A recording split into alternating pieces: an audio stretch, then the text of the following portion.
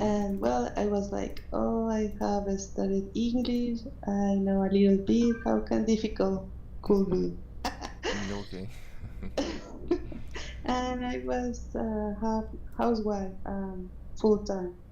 So I decided to come back to work. To came back to work, and well, I don't teach in my kids' school, Hmm. and they assigned me another school. But I'm still there in the Hmm. same. Um, that's all. That was I started, and I really like it. I love it. It was interesting Hmm. because completely different the where I used to did before, right? I used to do before. Okay, excellent. Well, yeah, certainly there is a difference between actually studying to be a teacher or to practice to be a teacher or taking any other sort of courses, but the real practice gives you the real experience, the real approach that you have to your students and to the real teaching experience. But that's okay. That's good. Do you have any particular hobbies or any leisure activities that you enjoy doing? Mm, well, I can say that go to the movies with my family, Okay, with my husband and kids. We try to go as a family, right? All the six together, all that's the six together. fantastic. Hmm. That's great. And do you have any particular questions about this course or about the dynamic or anything in particular that I could help you with? No, thank you. No, thank you. That's great. So basically, we have it's June today. It's Hmm. June 7th. We basically have four classes. Well, six classes basically. I mean, it's just like a closure for this course. I would have loved to have had more time with you since the very beginning, but that's how things were. Okay. Thank you, So teacher. thank you. We Yes. appreciate. Thank you. Nice to meet you too. So that's great. Now we have who else we have here? Stephanie. Good morning. How are you doing? Good morning. I'm good, thank you. How about you? I'm doing fine. Thank you very much. So Stephanie, could you tell me a little bit about your course, about your professional background? You know. Yes, of course. Well, I'm Stephanie Rocha Guevara. I'm 29 years old, and I am married, and I have a daughter. She's 4 years old, and I work as a teacher in a kindergarten. Okay. Actually, I work as an English teacher in a kindergarten, Mm-hmm. and, and yeah. Sorry. Uh, where else? You work as a teacher in a kindergarten. How long have Yes. you been working as a teacher, or why did you decide to become a teacher? I decided to be. I decided because, like 4 or 5 years ago, I lived in the United States. I was working as an au pair, and at the same time, I was studying two courses about child growth and development. And actually, I'm studying educative intervention, Mm-hmm. and You mean like that's educational intervention? y- yes. Intervention. Yeah. A- Mm-hmm. And that's why I'm start interesting about the kids and the development and yes, the childhood and Okay, that's fantastic. So that's there are many teachers, in this class. And what did you decide to take this course, which is online? It's about Cambridge, and well, it has a more conversational focus more than anything. Yeah, because I learned English in the United States, but I don't know too much about the structures and the grammatical things. Mm-hmm. I just know English because I was listening and the people talking, and that's why I know English. And I'm trying to study by myself. Um, but I think it was time to take a course to with a professional to guide me. Okay, well, but your English is very good. I mean, actually, everyone's English here is really good. It's So I understand that sometimes we may need some of a little more of grammatical and theoretical background, but as long as you are able to communicate, I don't think you would have any problems here in the States. So Yeah. yeah, I mean, I understand that whenever you become a teacher, you actually require to explain certain structures to your students. Not to mention that it's a lot easier to make comparisons or to relay the language basis from the native language from their students, either it is Spanish or Italian or French, to the basis of the English. But as it comes to communication, you can communicate perfectly, despite the grammar. So yeah, I mean, I can help you with grammar, but your English is great. So that's the main intention of this course. I mean, the main intention of this course is not to become a better teacher, but to certify your English in Cambridge. Yeah. So that's why the main focus of this course is to analyze readings and to make debates and discussions and all that, which is what we will be doing in these six sessions that we have ahead.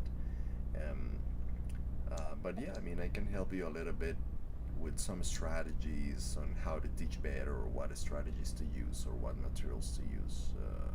Yeah, I mean, if you need that, we Thank can you. work a little bit on that. That's good. Thanks to you. And what else we have there, right? So, any leisure activities that you enjoy doing? Yes, I love to watch Netflix and Oh, go that's great. to the beach. Yeah. I'm living Tulum, so I have a lot of cenotes, beaches, and sorry, Tulum. I've and heard of that place. A lot of people say it's beautiful. yes, It's like yes, I love like it. close to the beach, something like that. Yes, yes, it's my actually, it's I think it's my best plan. It's go to the beach and to sit down and calm down, relax, enjoy the sun in my skin and the sound for the the sea. So that's Tulum. Where what state is it in? I don't remember. Tulum. It's in it's in Quintana Roo. Okay, that's that's in the south, isn't it? Yes. Okay, yeah, that's right. Is it expensive? Like to go there to visit? Are there many tourists that you had seen around? Yes, yes, it's expensive. Mm-hmm. Um, you have a good pay, but Yeah. yes, it's expensive. Yeah, yeah. I mean, I have each beautiful destination in the world. It usually tends to be expensive, especially these days. That tourism is quite popular, and it's a very common activity among foreigners. But that's great, excellent. I've seen some Mhm. pictures. I've heard of some Yeah. people that have been there, but yeah, I would love to go there one day. Like to visit. So what part of the United States did you live in? In Massachusetts. Oh, like in Boston. Yes. Okay, excellent. Very okay. That's a beautiful place as well. Quite cold, sometimes. Yes. Okay, okay. So thank you very much. Nice to meet you. Right. Nice Mm. to meet you. So now we have there is Jose. Jose, how are you doing? Welcome, and teacher Dan. You know, uh, could you tell us a little bit about you, if you can hear me well, if you have your microphone around? It's very common that, whenever you study online, that sometimes we struggle with communication or with internet or with the microphone or the software that we have to configure in our computers. It's a very common problem that occurs in online classes. And yeah, online modality has become quite popular around the world since the pandemic outbreak. But so Okay. Jose, can you hear me? Okay. Hello. Hello. I'm Jose Antonio Maestro. I I am 50 years old. I am from Mexico City. I am. I From don't have. Are you from Mexico City? Yes, I'm Okay. from Mexico City. It's capital I city, don't have. large city to live. Sorry. Large city to live. That's the capital city from Mexico. So tell me a little bit So, of your professional background. What do you do? What's your profession? okay. Um, yes. I don't have. I don't have sisters. Okay. Are you a doctor? You said. I am an accountant. Sorry. Could you get a little bit closer to your microphone so I can listen to you better? Yes, because I am actually I'm, well, I like to travel, and actually I go to other places, Querétaro, and like at the before.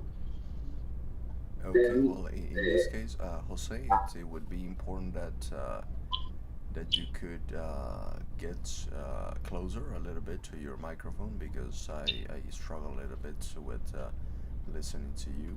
There is some interference, some noise in the communication, but I can quite understand you. But it would be good if you could do that.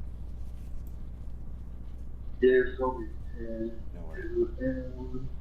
actually Hmm. that's so I do Querétaro.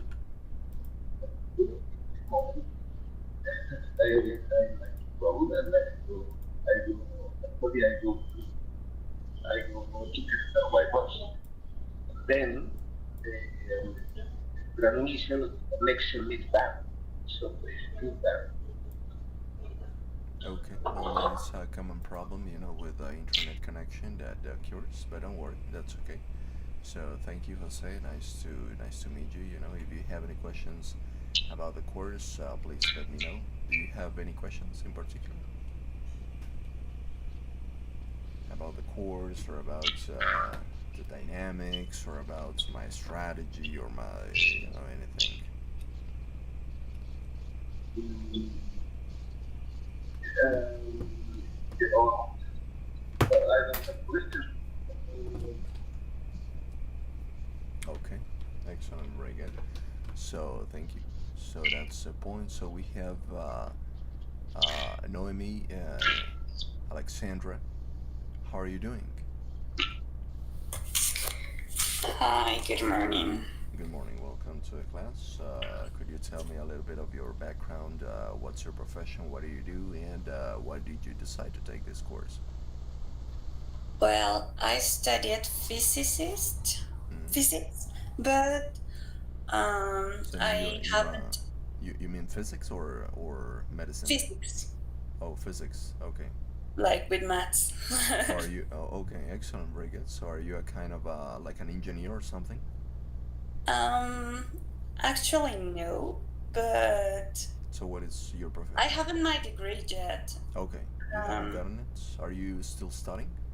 I'm no, I'm working as an assistant of integrated system Hmm. in a construction company, Yeah. but at the same time, I'm still working in my thesis project.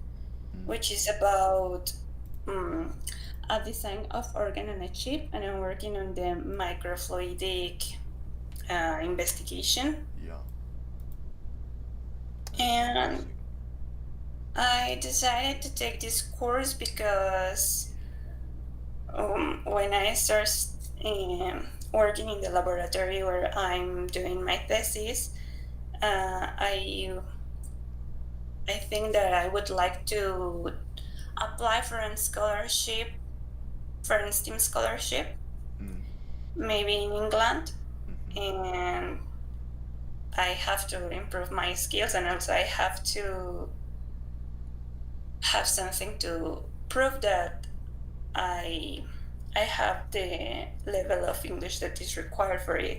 Mm-hmm. Okay. Well, I think that England is a good destination. You know, there are so many engineers that, and many industries that they are required there. You know, so that's.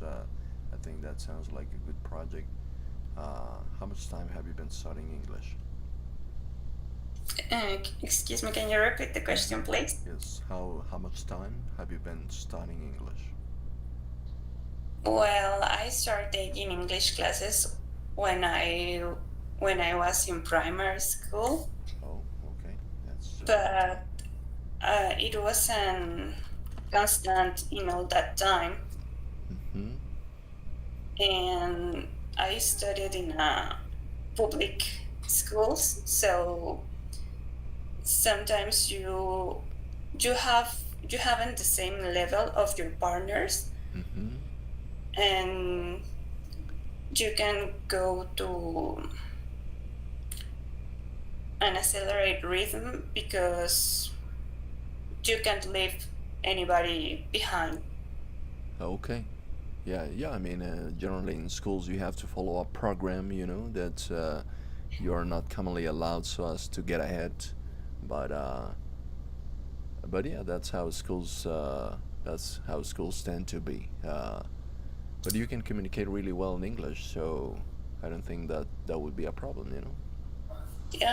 At the university, we haven't classes of English, but Oh, you most of didn't. the literature and articles, conferences are in English. Mm-hmm. So I think that could help. Okay. Yes. Yeah, that's true. You know, when you study a profession, especially physics or chemistry or engineering or I don't know, software management, computing science, most of the literature would come in English because you know the biggest industries in technology are in the United States or in China. You know, so actually, English is necessary. So, okay. So, do you have any leisure activities that you enjoy doing? Oh yes, I love dancing. Okay, excellent. Yeah, actually, I'm training in a group of exhibition and competition of bachata lady style, and I Okay. I will I will participate in a competition for first time next month. And I'm pretty nervous, Oh, but I'm happy. okay. What was the name of the style of your dancing again, please? Bachata lady style.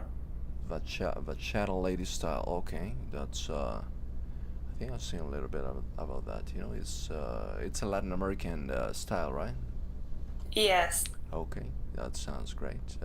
Is it quite difficult to learn? Um, I think it depends on how far you want to arrive Yeah. in all disciplines. Mm-hmm. But no, I think it's because in some countries it's more common to dance bachata in parties. Here Mm-hmm. in Mexico, no. The most common is cumbia, Oh, but cumbia. That's very popular. You know, that's very popular yeah, these days. Mm. that's the most of the people here know to dance. Yeah, there are so many workshops in California about cumbia and all things like that. You know, I think that actually Yeah, are taught by professional Mexican teachers or Colombian teachers and people who come abroad to spread and to get to know this part of their culture, which is fantastic. You know, I think it's a lovely dance, and and it's quite fun. I mean, so a lot of people say the further you start, the further you get with this dancing or with this technique, the better you become at it, and the most that you would actually love it, because a lot of people say it's quite fun, you know. So yeah. Yeah, I like because it's very sensual and dramatic, and I think that someday I would like to teach. Yeah, that actually I was about to ask you about that. Would you like to become a teacher someday? You know, that it would be a great idea. It would be a great idea because there are so many people that actually need this kind of escape from their professional duty. You know, so as to find an activity or somewhere to discharge all of these energy. You know. Yeah, and also I think it's very good for connecting with other people. Okay, excellent. That sounds really great. You know, so do you have any questions about this course in particular?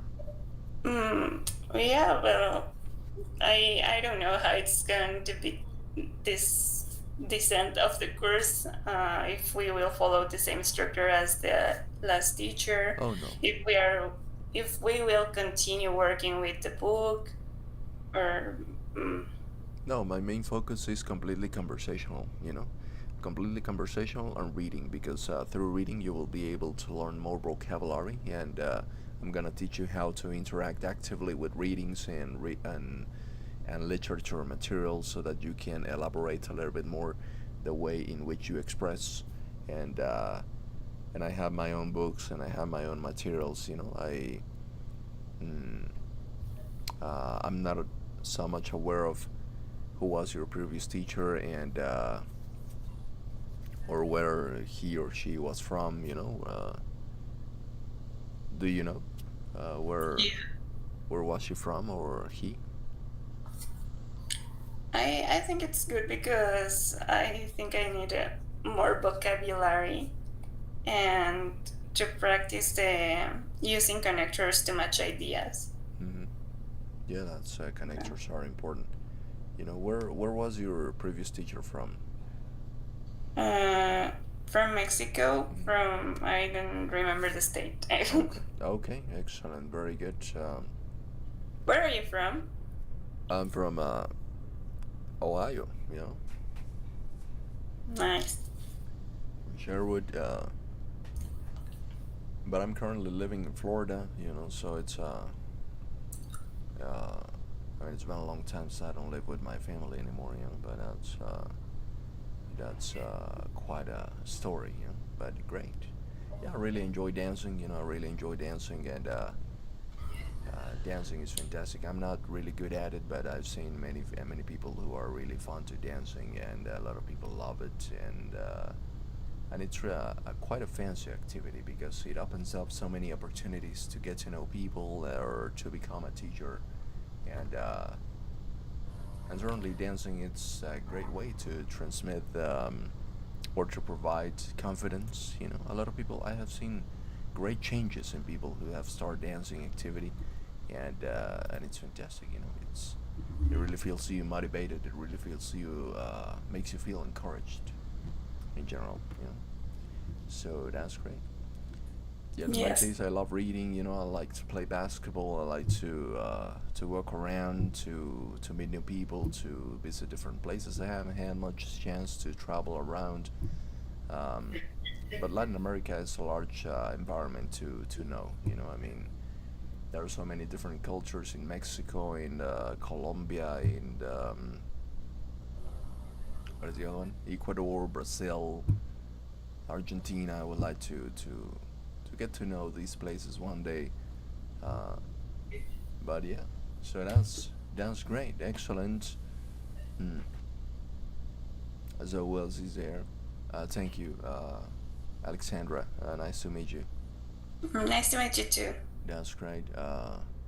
So we have Alejandro Reyes. How are you doing? Hello, good morning. I'm fine. How are you? I'm doing fine. Thank you very much. Thank you for coming. You know, it's nice to have you here. So could you tell us a little bit of your professional background? I don't have a lot of that. I'm actually a student, Mm-hmm. so in fact, I'm looking for a job. I need a job. Mm-hmm. Okay. But right now I'm working in a restaurant. Mm-hmm. Where are you So from? I'm from Mexico. Like, you mean like Mexico City? No, in San Luis Potosí. Okay, I'm excellent. actually from San Luis Potosí. Mm-hmm. Excellent, very good. So what do you study? An engineering. Oh, engineering, right? In any specific area in particular, like in software or construction or science? In nanotechnology, actually. Sorry, in what? In nanotechnology. Oh, nanotechnology. That's something top notch these days. You know, a lot of people are talking about that and how nanotechnology could actually improve our lives greatly. You know, so there's so many different investigations regarding that area. So that's I think that's fascinating because it's related with technology. I love technology myself, although I didn't have the chance like to study something related to technology. But I'm really fond of technology. I really like computers and all of these new innovative devices that we have these days. Um, so in my professional background, I'm a psychologist. You know, I'm a psychologist and an English teacher. I teach students from all around the world. So I have some students from Mexico. I have some students from Argentina, from India, from Pakistan. You know, there are so great people that I have had a chance to meet with English, and well, I try to do as much as I can to help them. You know, so yeah, that's my background. So thank you, Mhm. Alejandro. So do you have any questions? Do you have any leisure activities that you enjoy doing in particular? No, well, first of all, your background is quite fascinating, I need to Thank you. say. Um, I will ask, if there will be exams or something like that. Yeah, at the end, well, I mean, I haven't been with you with since the very beginning. So like a grammar exam or something like that, we there's little time that we have to like to review all of those grammar structures. I mean, we can see a little bit about that, but the main focus that we can do here is to focus completely on speaking, and it can show you some techniques of studying actually where you can actually boost to increase your vocabulary or your strategies or the way in which you connect or create ideas. But more than an exam, we will have a simulation of what the Cambridge exam is so that you can be prepared for that. And just be sure that before finishing your course, it is really important that you ask the institution, the Vanguardia institution, to get your official date of your test application. You know, that's really important. And I suggest you to insist in that with the administrative area. So, but yeah, that's what we will be doing, you know.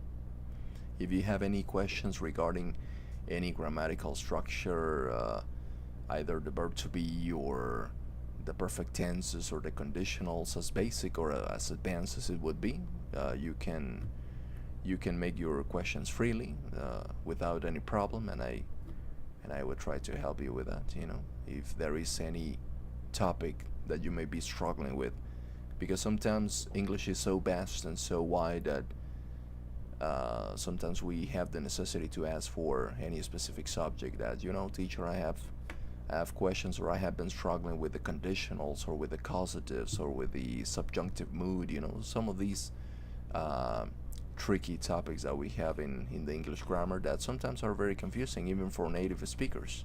I know and I understand that English could be quite tricky sometimes, you know, and quite tedious because we structure our ideas in a very strange way, you know, I may say, but but as much as I can help you, you know, so you can tell me if you have any questions about any topic in particular, you know, in these Okay, days. perfect. That's great, excellent. So that we have, who else we have here? We have Miguel. Miguel and Stephanie has already introduced herself, and Jose and Alejandro and Jedi. You know, how are you doing, Miguel? Can you hear me? Hi, teacher. Yes, No. good morning. Nice to meet you. Nice to meet you too. Where are you from?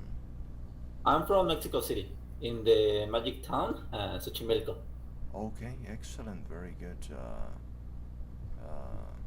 So Magic Town. That's how the name is. Xochimilco. But I like to call Xochimilco like that because it's where I was living in since I was a kid. So Oh, okay. Yes, fantastic. Yeah, that certainly adds something magical to it. That's great. And so, are there many tourists in your city? Foreigners, exchange students, something like that. can you repeat the question, please? Yeah, of course. Are there many tourists? Or is there much Yes, a lot tourism of them. in your city? Okay. Yes, yes, a lot of them. Yes. And how are your regular English interactions in that area? Do you have the chance to practice your English with other people from other places?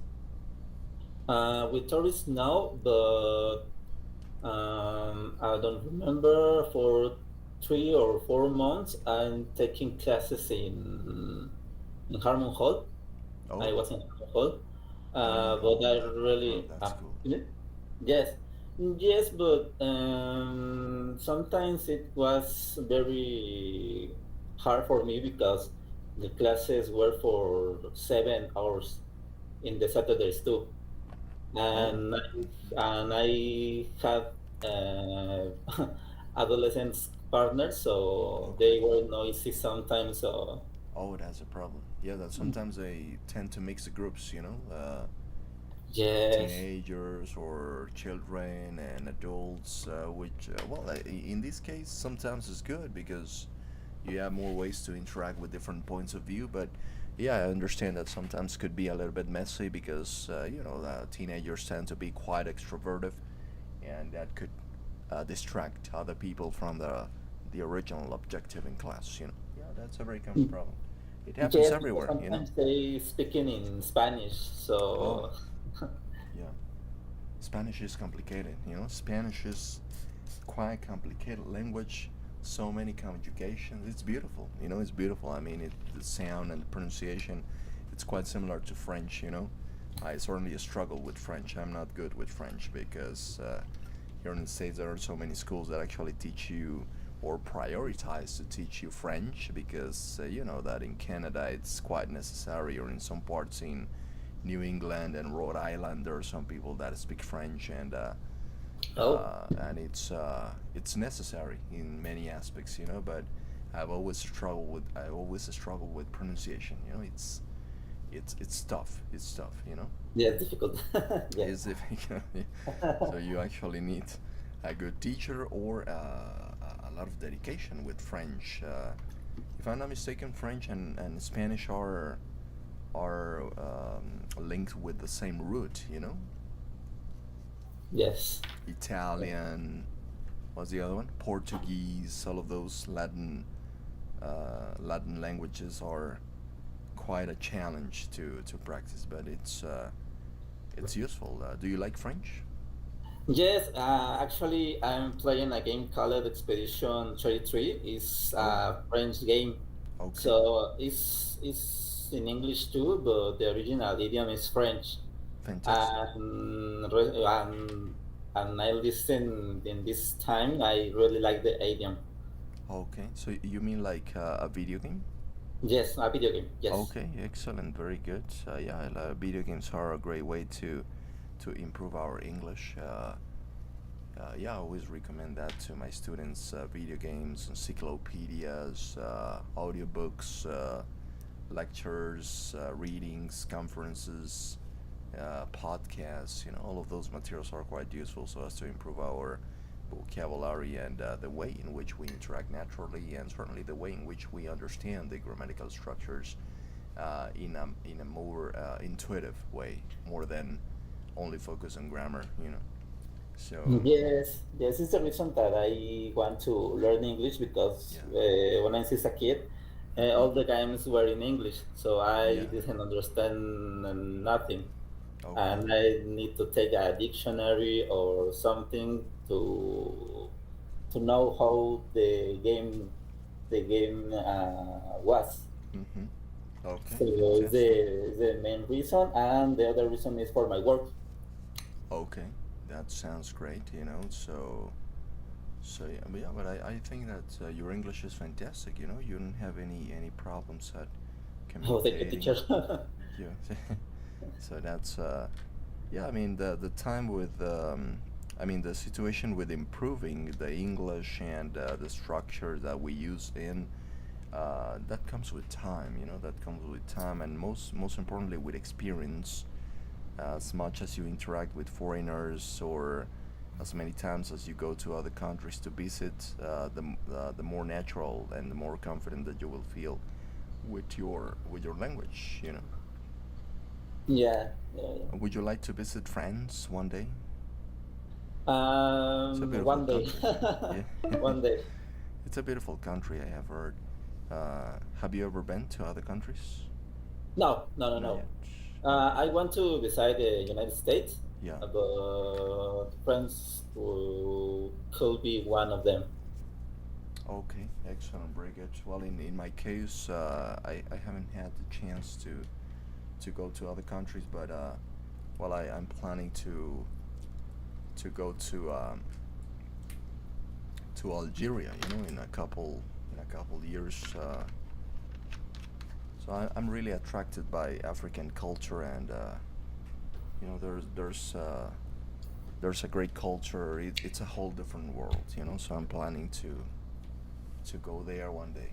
You know, so Oh, sounds nice. yeah, it's you know, to visit Algeria, Egypt, all of these countries, Cameroon, perhaps. You know, it's so different countries, different cultures to go to, and hopefully in the future I could know a little bit more of Latin America, Mexico. You know, it would be fantastic um, to go to the beach. You know, Yeah, there are so many exchange programs as it comes to studying and all that, but you know sometimes it's difficult because of work. You know, because of your job, the routine. So it's quite difficult to get a leisure time or enough time to you to travel. Yeah. yeah, yes. The work is sometimes is very hard. Hmm. So that's great. So welcome everyone. You know that we have. Thank you, Miguel. Thank you for being here. You know and sharing your experience. You're welcome, teacher, Thank you. and Nice to meet nice you. to meet you. Thank you. So in this case, we have Jedi Perez.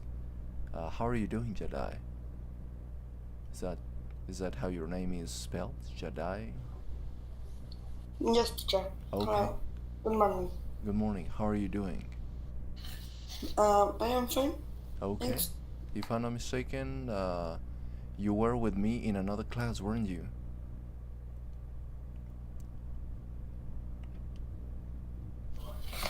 Yes. Okay. Yeah, yeah. I remember that you were studying with me in another class in a group that got close, unfortunately. Well, here we are again. You know, I already know you a little bit, so yeah, well, here we are. I'm gonna show you a video. I'm gonna show you a video of how a real Cambridge test is applied. So it would be quite interesting to evaluate this and to see these from first hand, because sometimes we actually struggle with showing or with understanding how our exam would be like. You know, so I would like to show you a little bit of this so we can see when you have this exam regularly face to face, you would actually share this space with another student. If I'm not mistaken, in Vanguardia Institution, there is the possibility that you apply this test online with a professional instructor. which could be another teacher from another country or from another place, you know.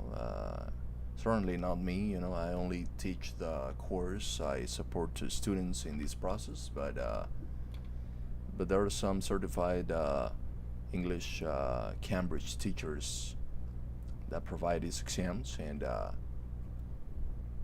and when it is online, you simply have like an interview, an exam. It could be related to grammar, to vocabulary checkup, or some readings that you would be provided with to analyze and to elaborate your answers, you know, your conclusions. Certainly, sometimes some readings in the C1 level could also be added to contrast similarities between the material, you know.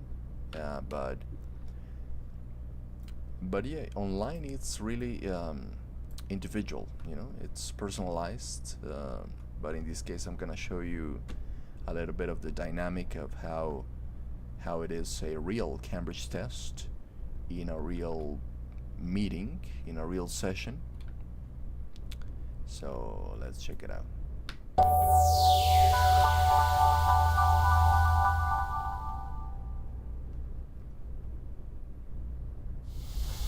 Good morning. My name is Sally Matson, and this is my colleague Jill Budgie. And your names are? Dirk. And Annick. Could I have your mark sheets, please? Thank you. First of all, we'd like to know something about you. Where are you from, Dirk? I'm from Holland. I'm from Haarlem. It's near to the west coast of Holland. And you, Annie? And I'm from Zurich, Switzerland. Mm-hmm. Are you working or studying at the moment? I'm studying at the moment. But now I'm right now taking a gap year, so obviously I'm not studying. I'm studying English, but... And you? I'm having a gap year. I finished my high school this summer, and I'm going to university next summer. Mm-hmm. Can you tell us something about your plans for the future in terms of work? I want to become a doctor. I want to improve the health of human beings. Mm-hmm. And Annick, what do you think you'll be doing this time next year? Well, I'll be doing my bank internship, which takes 18 months. So next year, obviously, I'm going to be there and taking my exams probably pretty much. Thank you. Now, in this part of the test, you're going to do something together. Here are some pictures of different situations. First, I'd like you to look at pictures A and D and talk together about the sounds you might hear in these situations. You have about a minute for this, so don't worry if I interrupt you. Okay, on picture A you can see, I think, some kind of jungle with chimpanzees. Yes. So I guess there are a lot of natural sounds, like leaves moving and maybe some water, maybe there's a river nearby. And maybe the roaring of the chimpanzees as well. Yeah, or gorillas, I don't know, some kind of Yeah, apes. yeah. And yeah, maybe also some birds, because Yes, there are going to be a lot of definitely, birds. yeah. And what other animals could there be? Well, just Yeah. different kind of insects maybe as well. Yeah, but I don't think you hear them a lot. Yeah, About D, depends.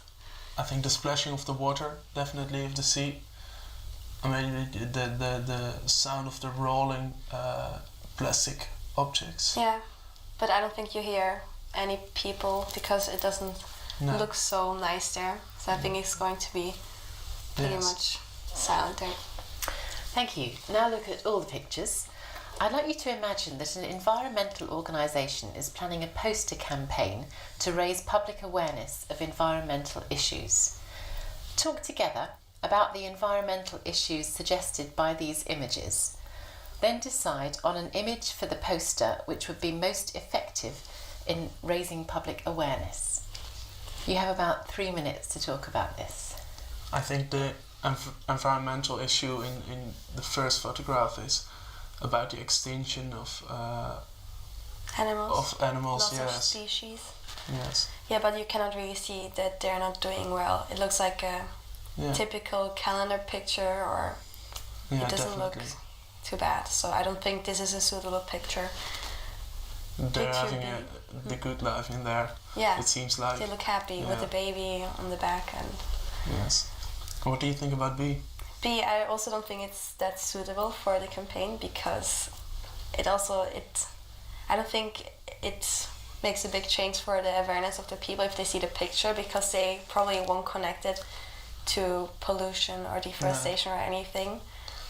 The only thing here is like the plastic cup, or I don't know, maybe it's a glass. Yeah, maybe it's the So pollution you can of water. reuse it. Yeah, because this is obviously like, I think, Yes. frizzy water, like filtered water Yeah, I from a know. spring. So I also don't think this is No, suitable. I don't think I. Picture I think C. C, yeah, is a rather good one. You see all the. It's a third world country, developing country. Certainly. Yeah, and you can also see in between all the forest parts. So maybe there was a lot of deforestation going on before, so they could build houses. Yeah.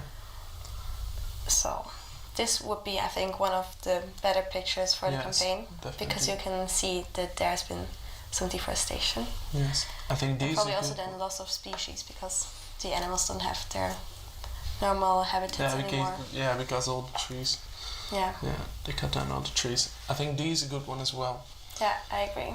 It's a common picture. Because normally beaches are supposed to be nice and families want to spend their time there or go for a stroll. And if it looks like this, I'm pretty much certain that no one wants to go there. So this would raise awareness. But it looks like such a Environment. well-known white beach with the light blue water, but it's all Yeah, but to polluted be by- honest, pretty by much every plastic beach and everything. looks kind of similar nowadays, because everyone's just throwing away their Yeah. Coca-Cola cans, and Yeah. so it's quite common. But it's very hard to make all litter bins on all beaches. Yeah. What do you think about E? Well, it looks like I don't really connect it with environment, because they're just old used cars that are being compressed. Yeah, maybe they And there are use whole the metal parks for again. that. Yeah. Yeah, but also I wouldn't use it for the campaign. No, I think So I think we choose D. D. Yeah, it's the best one definitely, and I think E. It's really bad because you can use metal again. You can recycle it. Yeah. And D actually affects the people. Yes, So definitely. Thank you. Now, in this part of the test, you're each going to talk on your own for about 2 minutes. You need to listen while your partner is speaking, because you'll be asked to comment afterwards. So, Dirk, I'm going to give you a card with a question written on it, and I'd like you to tell us what you think. There are also some ideas on the card for you to use if you like. All right? Here's your Thank you. card. Please let Anique see your card. Remember, Dirk, you have about 2 minutes to talk before we join in.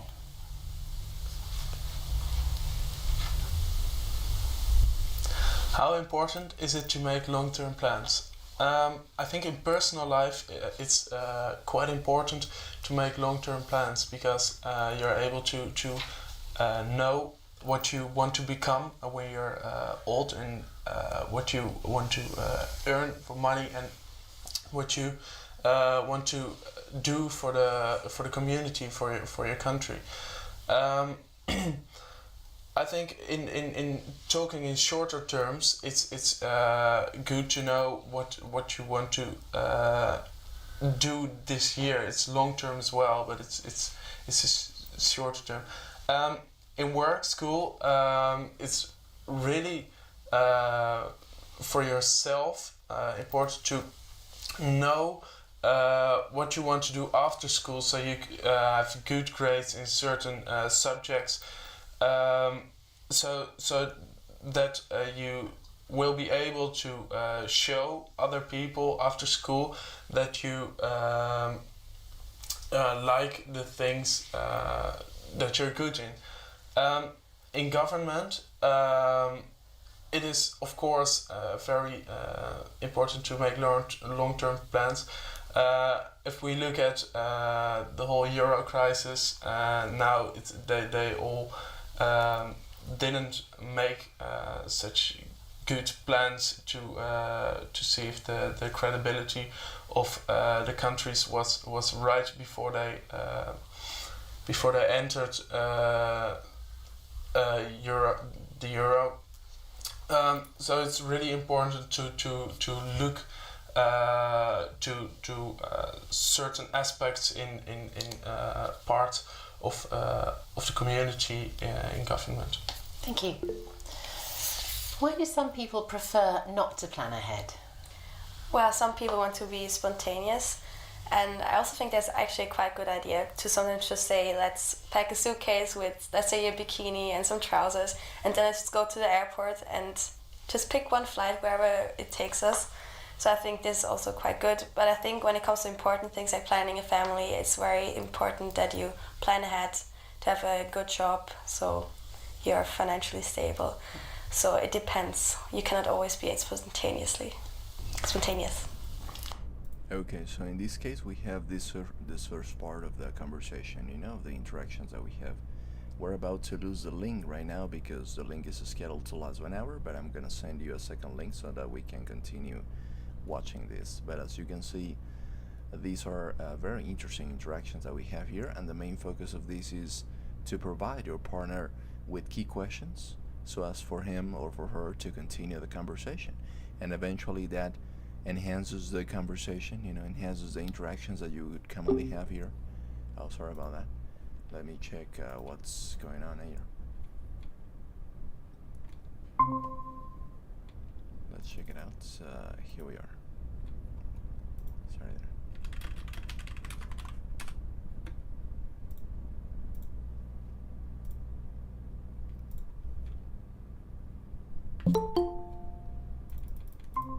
Okay, so there we are. Once more. Sorry.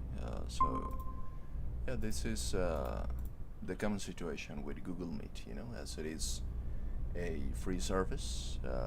The link lasts up to 1 hour, and eventually after that hour we have to resend the link to establish a new connection. So, but well, here we are. So yeah, as I was telling you, these are a couple interactions, and the main idea of this is to enhance the conversation and to be able to provide key interactions, between people. And as many interactions that you have, the better in this, because that would actually give you more points in your exam. So as you can see, they are analyzing some specific topics related with nature, related with natural environment. They actually talk about how to make people conscious in the aspect of being aware of taking care of the natural environment, which is a very common topic these days. And I'm very sure that it's a very common topic that would show up in your Cambridge evaluation once that you take the exam, because it's a topic that everyone is talking about. So let me show you. Here we continue. Here we go. What do you think? I think it's for most people just laziness not to make long-term plans. I think it's they don't want to think about it, and that's the reason they don't think about it. Mm-hmm. Thank you. Now, Aniek, it's your turn to be given a question. Here's your card. Please let Dirk see your card. Remember, Aniek, you have about 2 minutes to tell us what you think, and there are some ideas on the card for you to use if you like. All right? Yeah. What factors will influence how cities develop in the future? That's a very good question, because I think because of the rising population nowadays, that's very important right now to think about the future.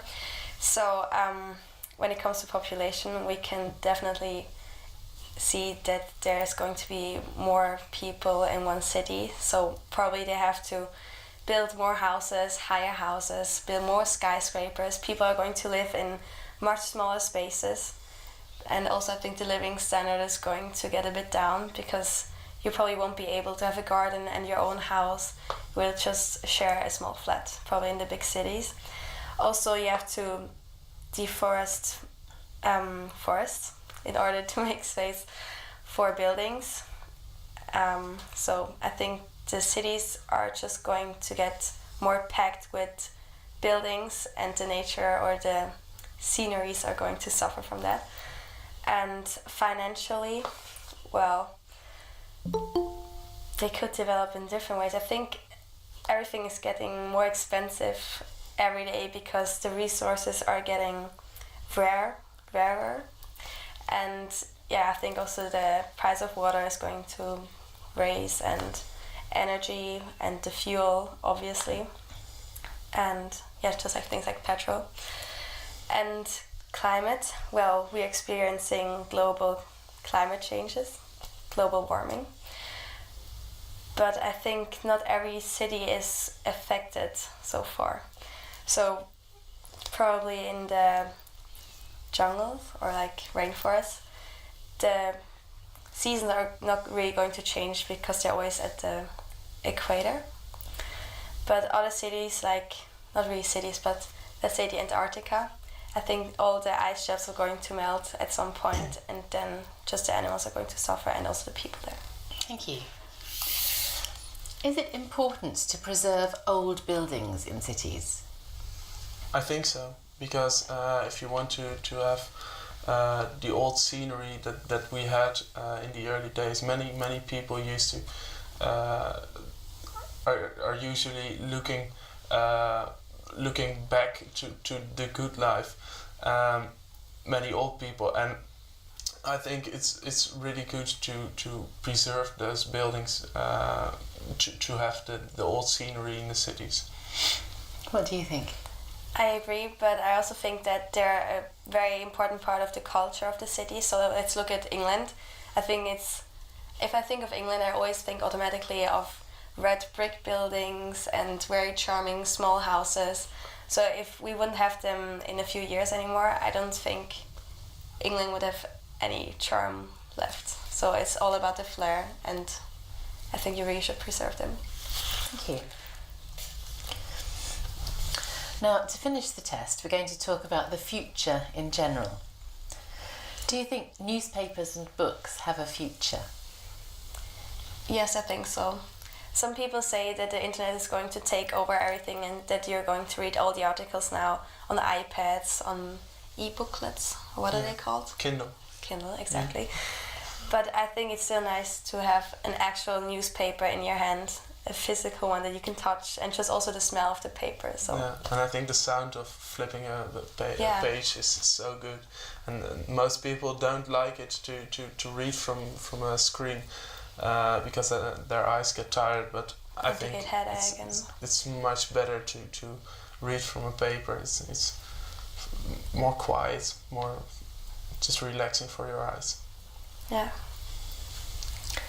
Given the choice, would you rather live in the past or in the future? I think I would rather live in the past because it's a much better life. I think less worried, and there are so many issues they're complaining about, and old people. Everybody is just thinking about problems that are not real problems, in my view. And I think in the early days they didn't have the time to worry about those problems. So I think I would rather live in the past. Yeah, I also think it's very tempting to live, let's say, in the Roman times, because they had like a lot of feasts, and yeah, it's just also the food, enjoying the food, going to not parties but all the celebrations there. I really think that it's going to be not easier to live there because you don't have all the technology, of course. But as he pointed out, I think that nowadays we worry about too many small things, and back then it was just war or not war, and starve or not starve, and the diseases they had back then. Okay, of course now we have the medical advantages, so we don't have to worry about the pest, or I don't know. No, but we're worrying about things that are not. But it also would be nice to be one day in the future, where you have like everything automatically, and just not to actually live there, but just to experience and see how it is. How will you enjoy yourself if everything is done by something else? Well, we don't know how the future is going to be like, so maybe you have like cyber jets and you can fly, and I think this would be fun. Could be. Could be. Some people worry that wild animals will only exist in zoos in the future. What do you think about this? Well, I hope not. Yeah. But right now it seems like many species are going to be extinct in hundreds of years. But I think humankind should try to do their best in preserving them, and maybe keeping them in zoo as well is helping to preserve them, because they don't lose their habitat there, but still it's not real wildlife. Yeah, but I think it's better to have certain reservates to keep the animals and to have the wildlife as well in there. It's much better for the animals, I think, than in a zoo. I think all the animals are so bored by always the same thing in the in a zoo. small cage. Yes. What changes might there be in food and food production in the future? Well, I'm still waiting for the invention of like a small pill where you can have like a starter, a main course, and a dessert. They would change flavors. It would be very nice, no? Then you don't have to take all the time in eating it, and you have the same enjoyment. But still, it also wouldn't be the same. Like actually cutting a nice piece of steak, it's better than just taking a tablet. But I think we will always eat vegetables, but I think there will be a change in maybe the food coming from snack bars and fast food brands. But I also think that more food is going to be organic in the future. Definitely. Thank you. That is the end of the test.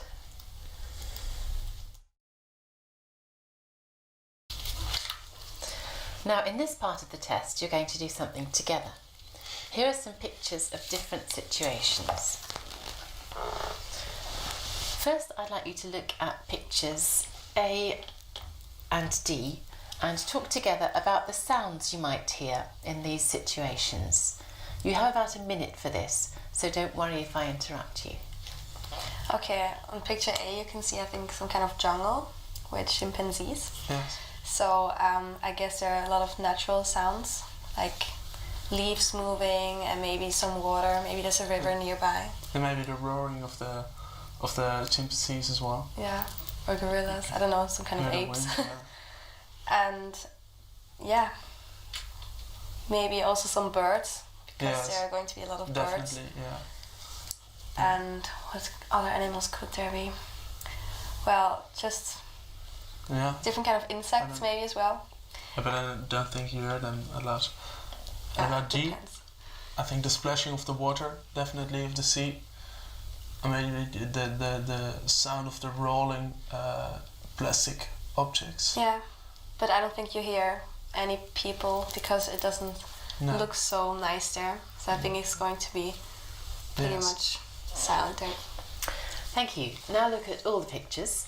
I'd like you to imagine that an environmental organisation is planning a poster campaign to raise public awareness of environmental issues. Talk together about the environmental issues suggested by these images. Then decide on an image for the poster which would be most effective in raising public awareness. You have about 3 minutes to talk about this. I think the environmental issue in the first photograph is about the extinction of Animals. animals. Lots of Yes, species. yes, Yeah, but you cannot really see that they're not doing well. It looks like a yeah, typical calendar picture, or yeah, it doesn't definitely. look too bad. So I don't think this is a suitable picture. They're Picture having the good life in there. Yeah, It seems like. they look happy with the Yeah. baby on the back. And Yes. What do you think about B? B, I also don't think it's that suitable for the campaign, because I don't think it makes a big change for the awareness of the people if they see the picture, because they probably won't connect it to pollution or deforestation or anything. The only thing here is like the plastic copper. I don't know, maybe it's a glass. Yeah, maybe it's the pollution so you of can water. reuse it. Yeah, because this is obviously like, I think, Yes. frizzy water, like filtered water Yeah, I from know. a spring. So I also don't think this is No, suitable. I don't think I. Picture I think C. C, yeah, is a rather good one. You see all the. It's a third world country, developing country. Certainly. Yeah, and you can also see in between all the forest parts. So maybe there was a lot of deforestation going on before, so they could build houses Yeah. So this would be, I think, one of the better pictures for the Yes, campaign, definitely. because you can see that there's been some deforestation. Yes. I think And these probably are also good. then loss of species, because the animals don't have their normal habitats anymore. Because all the trees. Yeah, Yeah, they cut down all the trees. I think D is a good one as well. yeah, I agree. It's a common picture. Because normally beaches are supposed to be nice and families want to spend their time there or go for a stroll. And if it looks like this, I'm pretty much certain that no one wants to go there. So this would raise awareness. It looks like such a Environment. well-known white beach with the light blue water, but it's all Yeah, but to polluted be by- honest, by pretty much every plastic beach and everything. looks kind of similar nowadays, because everyone's just throwing away their Yeah. Coca-Cola cans, and Yeah. so it's quite common. But it's very hard to make all litter bins on all beaches. Yeah. What do you think about E? Well, it looks like I don't really connect it with environment, because they're just old used cars that are being compressed. Yeah, maybe they And there are use the whole metal parts for again. that. Yeah. Yeah, but also I wouldn't use it for the campaign. No, I think So I think we choose D. D. Yeah, it's the best one definitely. And I think E, it's really bad because you can use metal again. You can recycle it. Yeah.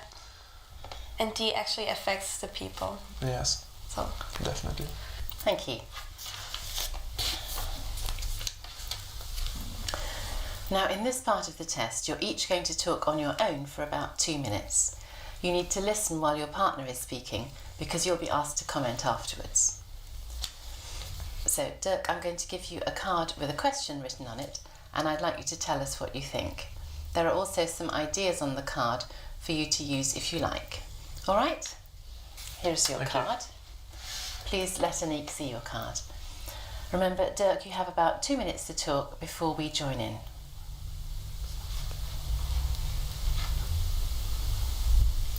How important is it to make long-term plans? I think in personal life it's quite important to make long-term plans, because you're able to know what you want to become when you're old, and what you want to earn for money, and what you want to do for the community, for your country.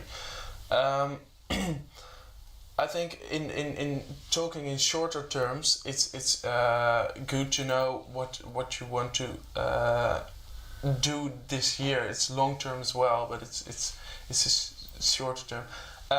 In work, school, it's really for yourself important to know what you want to do after school, so you have good grades in certain subjects. So that you will be able to show other people after school that you like the things that you're good in. In government, it is of course very important to make long-term plans. If we look at the whole Euro crisis, now they all didn't make such good plans to see if the credibility of the countries was right before they entered the euro. So it's really important to look to certain aspects in parts of the community in government. Thank you. Why do some people prefer not to plan ahead? Well, some people want to be spontaneous, and I also think that's actually a quite good idea to sometimes just say, let's pack a suitcase with, let's say, a bikini and some trousers, and then let's just go to the airport and just pick one flight wherever it takes us. So I think this is also quite good. But I think when it comes to important things like planning a family, it's very important that you plan ahead to have a good job, so you're financially stable. So it depends. You cannot always be spontaneous. What do you think? I think it's for most people just laziness not to make long-term plans. I think it's they don't want to think about it, and that's the reason they don't think about it. Thank you. Now, Anique, it's your turn to be given a question. Here's your card. Please let Dirk see your card. Remember, Anique, you have about 2 minutes to tell us what you think, and there are some ideas on the card for you to use if you like. All right? Yeah.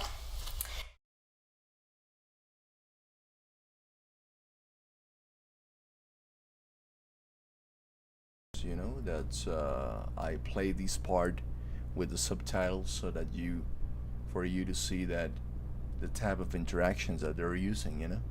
So Jadida, do you have any questions? Sorry, tell me.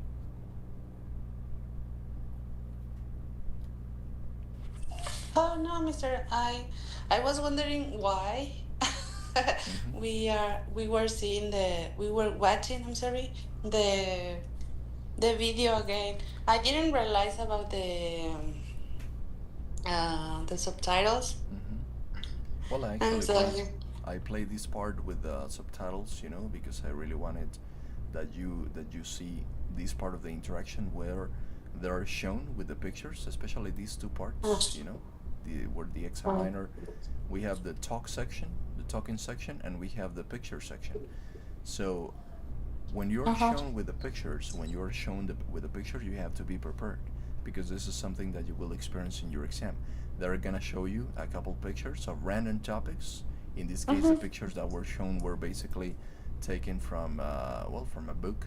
In this case, one it's about nature, wild species, and a city, and a junkyard, a beach which is completely covered with litter, and a woman drinking water, which pretends to show the importance of water and this vital liquid that we have on Earth, and which is practically scarce these days.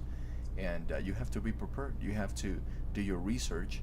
You have to analyze quickly the pictures, and eventually to elaborate your questions to follow your classmates' questions.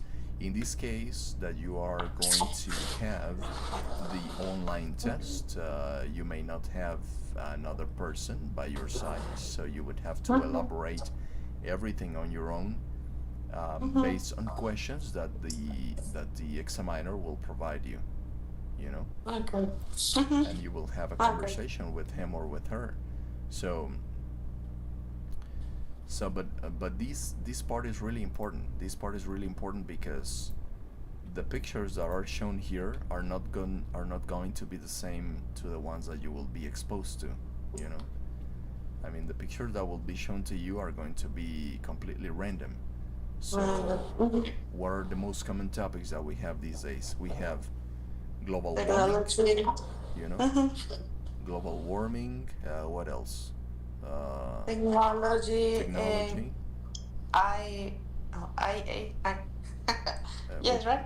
Yeah, AI. IA. Yes, AI, artificial intelligence. You know, that's good. What about economy? Economy. You know, I mean, there are so many countries that have been through difficult economic process after the pandemic outbreak. And what else? What else could it be? Innovation, you know, the future, the violence in the world. I mean, there are so many topics. Medicine. I think that the letter E is going to be really likely to come out in your test because it's related with waste and litter and trash and all of these materials that are left in the junkyards, and that so many times people do not know how to recycle. So it's very likely to show up, recycling and all that, you know. Is that renewable energy or something? Yeah, energy, different types of energy, hydraulic energy, eolic energy, electric energy, nuclear energy, all of those sort of initiatives that we have so as to make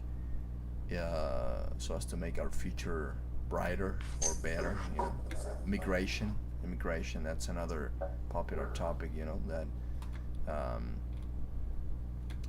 that sometimes is intriguing, especially in the United States has a very sick narrative related to immigration now with the president Donald Trump and all that, you know. So that a lot of people, including me, do not agree with.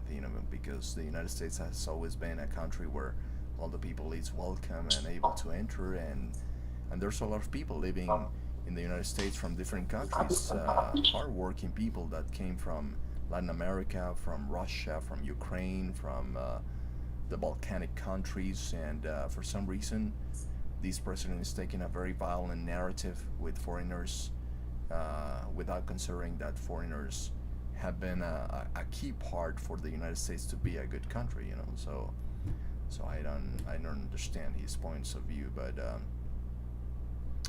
but it's a disgrace, what is occurring with Donald Trump and all of these racism way that the United States is experiencing recently.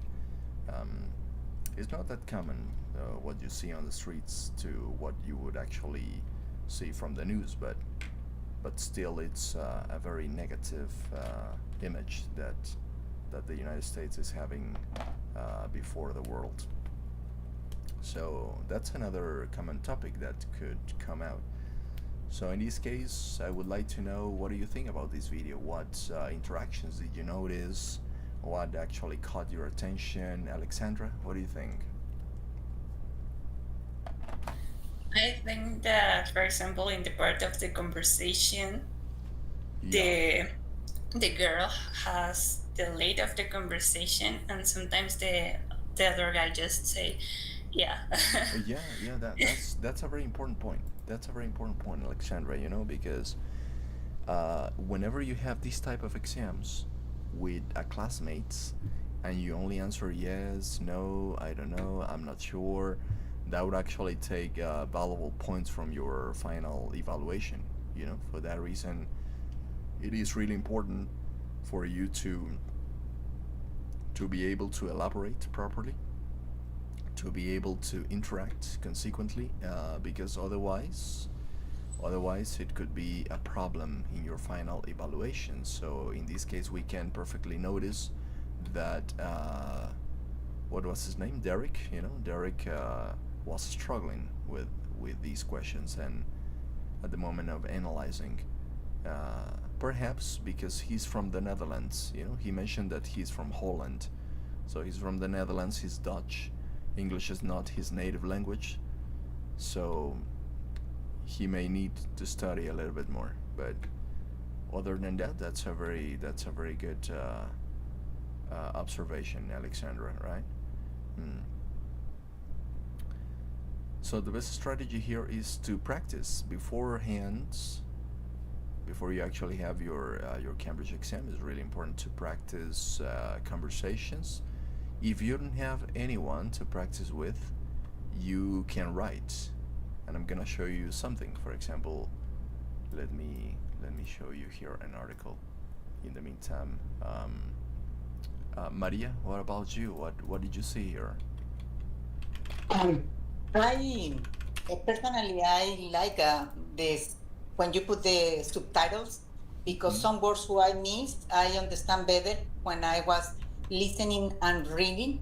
Does that help me to understand better the context of everything? Yeah. It's something who I really like it in the second time. And what about Noemi say? Yes, the interaction was something who was really noticeable for the both, but like maybe you say, when you know you're not, okay, when you are from any country who is not your first language, sometimes it's a little difficult to express what you want, and maybe doesn't feel confident to talk, or the lady was more confident, I don't know. But it's interesting how they looking at the topics. Some I like they have a different opinions. I pick my attention the future, how they see different things, and how for me the future is, but now is a lot of technology, but the future thinking about eating pills and using kind of something to protect for the environment, I really don't like it, thinking about Yeah. that will happen. Yes, yeah, that's true. You know, the environment, it's a really serious topic these days because, well, the Yes. future, not only the distant future, but the close future that we have in a couple years ahead doesn't look that enlightening, you know, doesn't look that mm, Yeah. suitable for future generations. So, yeah, I agree. I totally agree with you. Um, Yeah. so, And yeah. how you are saying about the United States? Yes, I agree with you. For me, really sad to see all the things who is happening now about with the immigrants, with the people who are really hard work, and the only thing is help themselves and help their family, and now they are struggling and afraid to be deported in any time in any place. I Yeah. think it's really sad. It's really bad because, well, they divide families, they divide Yeah. people that have been living there for so many years and that have had a They life, only know you know. that. Yes, Mhm. they have had a completely structured life inside of the United States, and most importantly, that a lot of people who actually voted for this Republican Party were completely um, deceived at the moment of believing that Donald Trump would actually change his own narrative, which actually didn't happen, of course, at the end of the day, because he continued doing and communicating and conveying the same message and the same Exactly. negative narrative related to hatred and discrimination and racism. And, Racist. you Yes. know, a lot of people actually believed that he would change, and I think that was the main mistake that a lot of people had. But most importantly, you know, the context that we live here in the United States is that a lot of people didn't believe that Kamala Harris was either a good option, you know. I think so. You know, so Yeah. so that a lot of people was really confused. You know, a lot of people was really confused in those aspects, and they didn't know what to do because those were the two main candidates that were running up for presidency, and Kamala Harris. Well, a lot of people wasn't satisfied with the programs and the management that Joe Biden had in the previous administration. So they said, well, why not to give Donald Trump a second chance, you know? But she was prepared, younger, and much, much better than what Trump offered. Yeah, totally. Yes, of course. But you know what was the problem? You know what the problem was? It was that the Democrats, the Democrats Party was mainly committed with supporting Israel in the war against Palestine and against Russia. You know. Yes. So that was the main reason for which many people here didn't trust Kamala Harris, because voting for Kamala Harris supposed that the United States would actually invest more in weapons and in military support to Israel and to Ukraine. You know, Yes. that's why many people didn't vote for Kamala Harris, but a lot of people thought that it would be a great option. But the war agenda was completely involved with the Democrat Party. That was the reason, you know. Okay. That was the reason. We hope something changed, because I really believe Trump is destroying the United States. Yeah, you know, yeah, that's what most of people are afraid of. Even well, I mean, it's completely surreal, because we can also see that Donald Trump has a foreign background. You know, I mean, his Yes. relatives were from Ireland, if I'm not mistaken, and or his grandfather was from Germany. I'm not really sure Germany, about that. You know? Yeah, from Germany, and Yeah. well, he's an immigrant too. But you know, he's part of these. The promise from him was that he would actually support the conclusion of the war in Ukraine and Russia, because he's got good relationships with Vladimir Putin, the Russian president, and a lot of people believe that, and to this day that hasn't stopped. So as you may already know, all of this is populism. You know, they're populists just to get their best out of their narrative and to convince people, and and eventually to benefit themselves. You know Exactly. that he's a business manager, he's a businessman, and his priority are his industries. Here's his business. His business and his the business partners only. Hmm. The benefit is only for the rich people. I believe that. Yeah, which is a disgrace that occurs in politics, because it's something that we can see in so many countries. Yes. So yeah, that's Unfortunately, yes. corruption. Mhm. He's got some scandals with a woman that he was harassing in Florida, if I'm not mistaken. That was a very popular news that was everywhere in the newspapers here in Florida, and yeah, well, a lot of people believe that it would actually change, but that's how it happens. And as you see, the war in Russia hasn't stopped to this day. So what was No. the And it's kind of commitment? scary. Like he can do whatever he wants, and nobody stop him. Yeah, that's true. Yeah, but mostly because he's got a large mediatic influence. That, as you may know, he has appeared in shows, in movies, in commercials, and it's like a Yeah. superstar for many people. Yes. That's Yes, the it point. is. But yeah, I mean, for example, here, let me show you here an interesting article that's that it could actually provide us with more insight at the moment of analyzing information. So, for example, whenever you want to practice the way in which you elaborate, the way in which you have conversations, you can grab an article from CNN or from any other website of your liking. For example, here it says, scientists say they have resurrected the direwolf. So this was a very common news a couple months ago, where a laboratory was able to make a clone or to reproduce a kind of extinct species to come to life once more. And Okay. for example, here, what you can do, Like the dinosaur, right, teacher? the dinosaur. Yeah, they say that. I remember. The- yes, the dinosaurs. Actually, Russian government has a plan to find or to investigate a possibility to rebirth a mammoth or a saber-tooth tiger. So that seems promising, but at the same time dangerous, because it is supposed to gamble with nature. So Yes. that's a problem. But the important thing here is that, for example, you can grab a paragraph. Let me show you. You can copy this. You can copy this to any text, file. Give me 1 second here so I can open this software of my computer. Oh, this is another one. Sorry. Where is it? This is the one.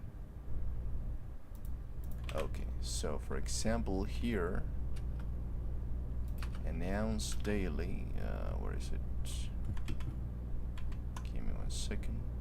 The prehistoric DNA cloning. Monday, the result, extinct former. Okay, so here we have. So now we have to change the screen here, and we open this one. We open this part. So okay, that's good. So as we can see here, we have the paragraph that we actually copied, and it is part of the process to evaluate this part, so that you can elaborate from this. For example, here you have, let me see if I can modify these, because this is not my computer, so it's a student's computer that I found here, because I'm not in my apartment right now. But it's in. Can I change the color? Well, everything's in Spanish. I don't know. That's well. The important thing here is to elaborate. So here it says, a species of wolf that died out some 12,500 years ago lives again as the world's first successfully the extinct animal, according to Dallas-based biotech company Colossal Biosciences. biosciences. So in this case, the idea is that you can read and you have to elaborate your conclusion, your opinion of everything you read. So by doing that, it would be as if you were having an interactive conversation with someone in particular. So you can start writing from this, you can start elaborating from this paragraph, and you can start by saying, for example, this is the first time that I've had the chance to read something related to this biotech company, which I rather say has a very interesting point of view regarding technology and evolution. So there we have an introduction. So we continue reading. Colossal scientists have created 3 direwolf pups by using ancient DNA, cloning, and gene editing technology to alter the genes of a gray wolf, the prehistoric direwolf's closest living relative, the company announced Monday. The result is essentially a hybrid species similar in appearance to its extinct forerunner. So you can learn new words. For example, a forerunner means that the previous species in the evolution link, So the direwolf is pretended or is supposed to be the forerunner to the actual gray wolf that we have these days in our environments. So in this case, you can actually write the fact that these days exist the possibility to manipulate and to enhance ancient DNA results fascinating, mostly for the endless possibilities that you could take advantage of these advancements or of these research. So that's the point.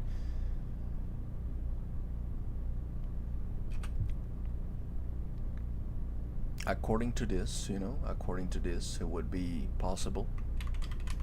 According to this, it would be possible for other species that have been widely and long extinct for many years to revert again, or to come back to life again, for the sake of research or for the sake of technology. According to this, it would be possible for other species that have been widely and long extinct for many years to revert again. To revert again. This would possibly open a new area of interest for so many companies. But at the same time, it would be dangerous. It would be dangerous if for some reason there are hidden interests on these advancements. So there we have a paragraph related to what we read. So this is really important that you practice it, because this is a technique that you can use when you do not actually have someone to practice with in a speaking basis. You can grab a text, you can read it, and you can create conclusions based on that text. So it is really practical to do this, because this would actually give you the possibility to analyze the way in which you elaborate ideas and the way in which you interact with people, and certainly the way in which you interact with your English in a formal basis. Because sometimes I've seen students not only from Spanish native speakers, but also from Indian native speakers or Arabic native speakers, that they tend to translate very much, you know, especially when you have two completely different languages such as Spanish and English. It is quite confusing when you try to translate and to arrange the idea, because sometimes there are some structures that would not fit completely in the syntax of English. So for that reason, it's important that you get used to elaborating in English from the very beginning. And to achieve that, to get to that point, it is really important that you can make reading one of your habits. Try to make reading one of your habits every day. You know, every day it's important that you read something in English. An article, a book, a magazine, an essay, a thesis, the news, a flyer, whatever reading material that you have at hand. It's important that you learn how to interact with it and to take advantage from it. So it is not necessary that you read the entire article or the entire book in a week or in a couple weeks.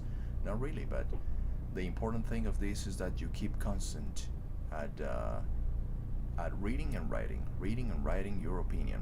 You have to read paragraphs and to read something about that. And eventually when you practice this over and over, you will get a logical pattern in which you elaborate your ideas. So eventually this practice that you are doing by writing, it would eventually become to an active practice that you have at the moment of elaborating ideas from your minds. So that means when you speak, you know, so you will start noticing that when you start speaking, the ideas would actually flow a lot easier, because your vocabulary and your practice would be increasing based on these practice that we have in a written format. So it would be a lot easier for you to elaborate ideas right in the spot, like to improvise and to generate the context and the explanation that you want to give. But to get to that point of fluency and to get to that point of vocabulary, you have to start practicing through reading and writing, because as you can see here, when you write, it's a lot easier and more intuitive to structure your idea and to elaborate. And if you have a mistake, it's a lot easier to correct it, because you erase and you change words and you can restructure the idea as many times as you want, which is something that you cannot always do while speaking, because whenever you're speaking, you have to be intuitive, you have to be logical, and you have to be simultaneous at expressing your points of view. And that means that you will not always have the possibility to correct in the process. Whenever you have a conversation and speaking conversation face to face with somebody else, in a restless way, there are not so many possibilities to correct as you would like to. So you really have to be really conscious about what you're about to say. You know, you must be really conscious about what you're about to say. But that doesn't happen in writing. In writing, you can correct, you can take the time, you can verify, you can investigate, you can take your dictionary and you can evaluate your idea, you can contrast the context of the different ideas that you are trying to describe. You can contrast the text that you just read with other sources of that same news, you know, or of that same article, so that you can contrast and you can correct. You can actually grab or reference some of the ideas that you took from the original text and to replicate them in your conclusion. So that's the idea, you know, that's the idea. So try to practice this as many times as possible. Try to practice this as much as possible every day. You know, you can take an article, you can write 5, 10, 15 minutes, like short ideas that you can elaborate.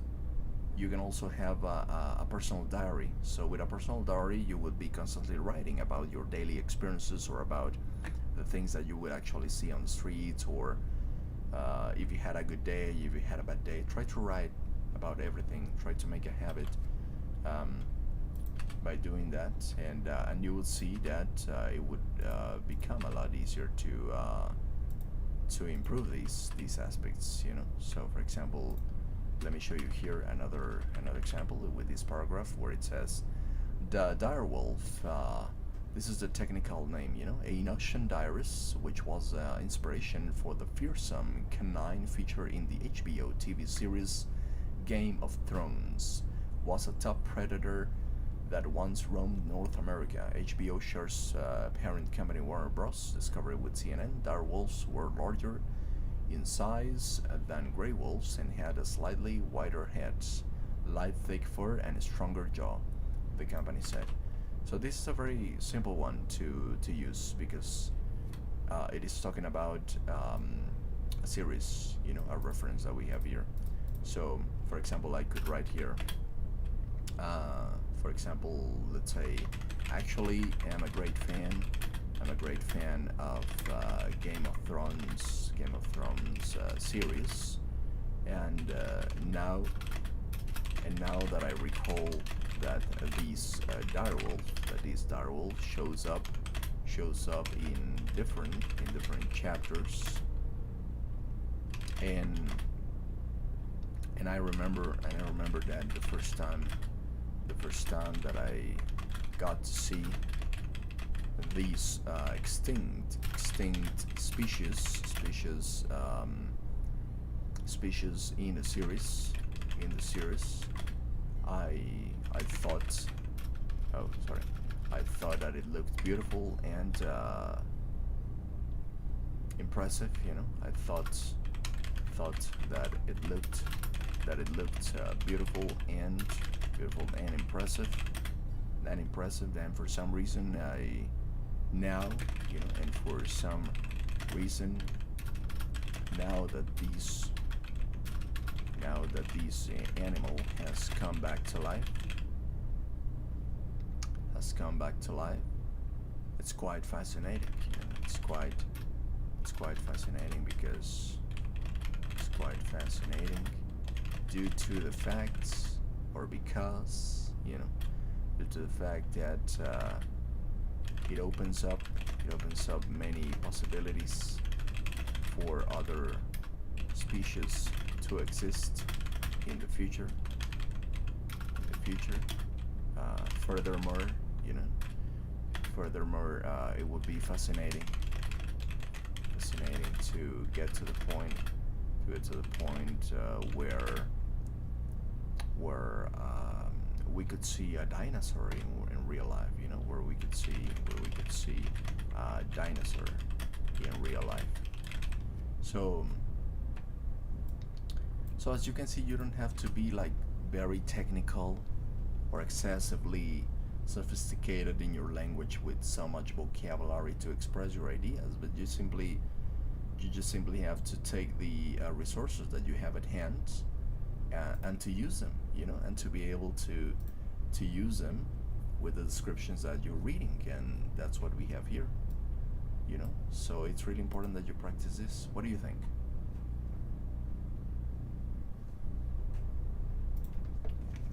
I think that will help a lot to get more vocabulary. Like you take, when you read and you need to see some words who you don't know, you learn more vocabulary, and plus the structure of the sentence, and maybe that will help a lot to be fluent and when you speak. Yeah, I mean that's the focus, Maria. That's the focus actually, and it's something that you can practice everywhere. I mean, for example, you can practice this when you are in the park, when you are at work, in your break time, or where you are heading to school. You can not only practice it with articles, you can also take a video or a song and to write the feelings it made you feel, or to write about what it made you remember, you know. So it's Yes. you can practice it with videos as well. For example, with the video that we actually watch according to Derek and Anik interview, you can actually write about that. You can actually write your impressions, the thoughts that you got from this, and you can start getting more and more familiar with writing and expressing your ideas in English since the very beginning. So it's a good practice. It's something that I always recommend to my students, because sometimes I mean, reading is good, you know. For example, here we have the article, and which is fantastic, you know. I mean, it's good to have all the information available, but if we only read, that would actually translate to a passive strategy of studying. So you can read, but if you don't express, if you don't interact with the ideas that you just got from that reading, the reading will just be left there, you know. I mean, you will not be interacting, and that's a passive approach. And I want you to have an active approach, you know, that you can interact with what you read, not only for the sake of reading, you know. Because if you read, like for example, I can read here a species of wolf that died 12,500 years ago lives again as the world's first successfully the extincted animal. Okay, and then I go to the next paragraph and to the next, and at the end I can have a conclusion, you know. Here we have a video, and at the end I get a conclusion, but the idea is still too general, you know. It's still we generalize in so many points. So the important thing is to take short paragraphs, short chunks of the reading, and to elaborate from there. Actively. You can also make questions, you know. You can also make questions for your friends, or for you to analyze later on, or to investigate later on. For example,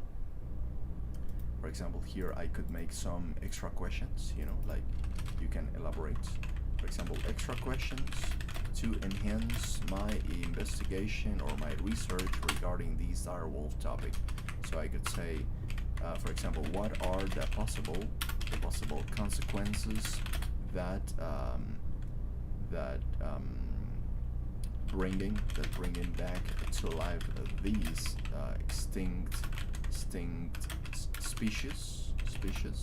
What are the possible consequences that bringing back to life these extinct species could develop, you know, or if you don't want to use the phrase that bringing back to life, you could also use the extinct, which is the word that we saw in the article. So you can use the words that were new for you in the vocabulary, and you can incorporate them. Extinct, sorry. You can incorporate these words into your questions or into your descriptions. You can make the questions, and you can do further investigation, and the next day or the next week or the next couple days you return to your question, and you can continue your investigation. You continue elaborating more questions, or you give a conclusion or an answer to these questions, which is something really interactive, you know. Like for example, you set these questions for later, and you say, well, I have these questions, I'm going to analyze, I'm going to investigate a little bit more, and eventually when I have my investigation ready, I will come back to answer these questions or to get to better conclusions, you know. So that's a good starting method in general. Or for example, you can make as many questions as you would like to, 3, 4, 5, you know, depending on the approach that you would like to get. For example, how the natural balance and or how the natural environment could be affected or influenced in its own balance, you know, after these new genetic innovations. Yeah, I mean, there's another question, or for example, you could do what would be the general acceptance or opinion from society in general with the facts of the extincting, with the fact of the extinct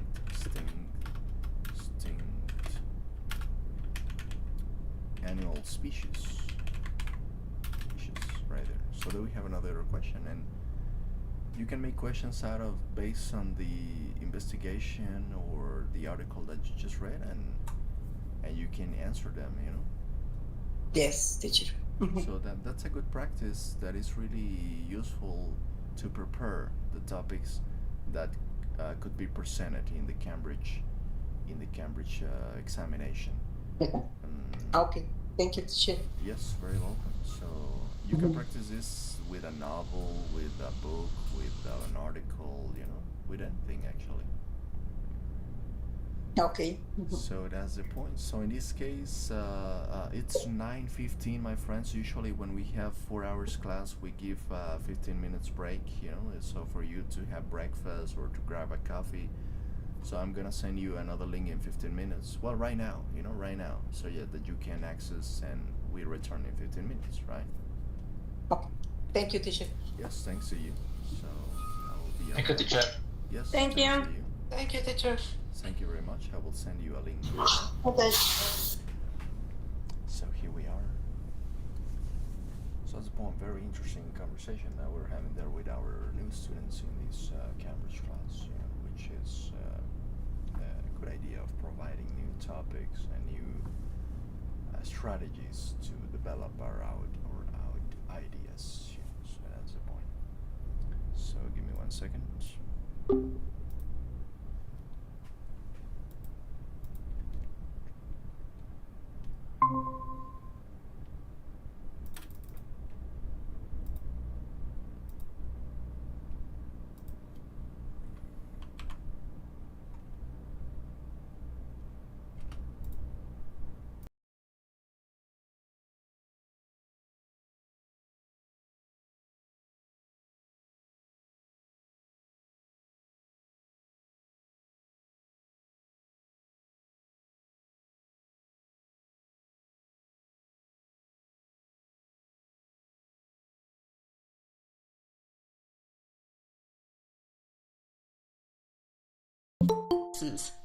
Some of them are even lifeguards.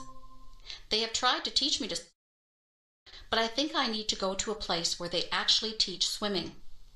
It would be nice to jump into a pool of cold water on a hot summer day. That would be so refreshing. If I go out onto a boat, I always wear a life jacket. I think it is wise to do that. Everyone should wear a life jacket on a boat. I would rather be safe than sorry. I have decided that I will overcome my fear. I will go and take swimming lessons. I have a goal.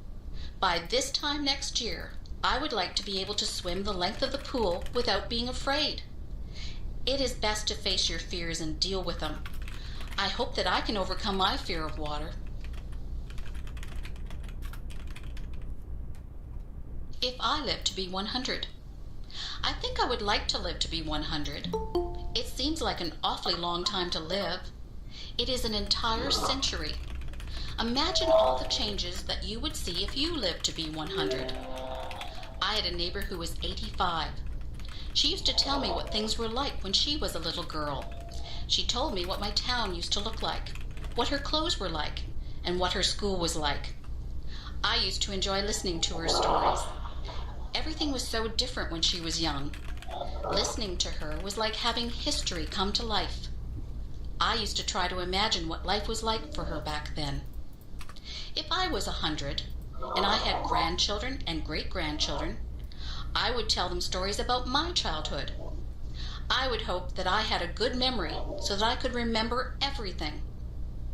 If I do want to live to 100, I'll have to have a healthy lifestyle. Not too many people live to be that old. If I do get to be that old, I hope I'll still be mentally alert and physically agile. In my country, the Prime Minister sends a letter of congratulations to anyone who has their 100th birthday. People who live to be 100 are very special. Maybe in the future, with better medical care and healthier lifestyles, more people will live to be 100. If I live to be 100, I'll have a birthday cake. But I won't put 100 candles on the cake. I could never blow out 100 candles.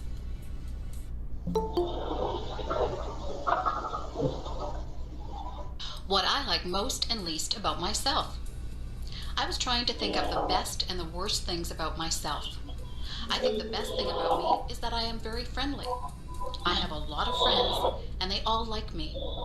I try to be good to my friends. I don't often have arguments with people. I think that I am quite easy to get along with.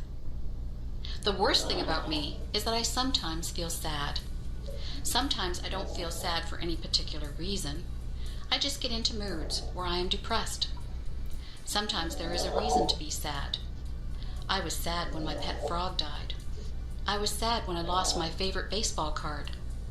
On those days, I'm still nice to my friends, but inside I feel like there is a heavy weight in my chest. I think that everyone feels sadness sometimes.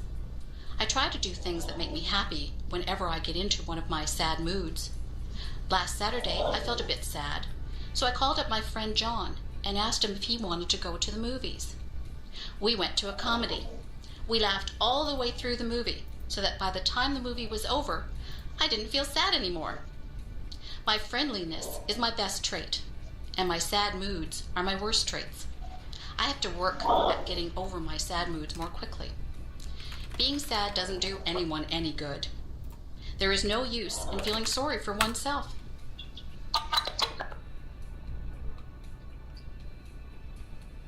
The trunk in the attic. Last month, my grandmother asked me if I could help her to clean out her attic. I was happy that she asked me. My grandmother says that her attic is full of junk. I think that her attic is full of treasures. I helped her to dust and vacuum the attic. I pulled and pushed around boxes and crates. I helped her to wash the floors and walls. My favorite thing that I did was to sort through the old trunk that she had up there. The trunk had a rusty latch on it. It was a bit difficult to open, but my grandmother got a knife and pried the latch open. The trunk was full of all kinds of things. There were lots of clothes. Some of the clothes had been my grandmother's. There was a blue velvet dress that she had worn to a dance when she and my grandfather were dating. It was a beautiful dress, but there were a few moth holes in it. There were some of my mother's old clothes. There was a pair of bell-bottom slacks that had bright flowers on it. I couldn't believe that my mother had ever worn something like that. There were some of my mother's old report cards. Some of her marks weren't very good. I had fun reading the report cards. There were photographs. There was a picture of my grandparents holding my mother when she was a baby.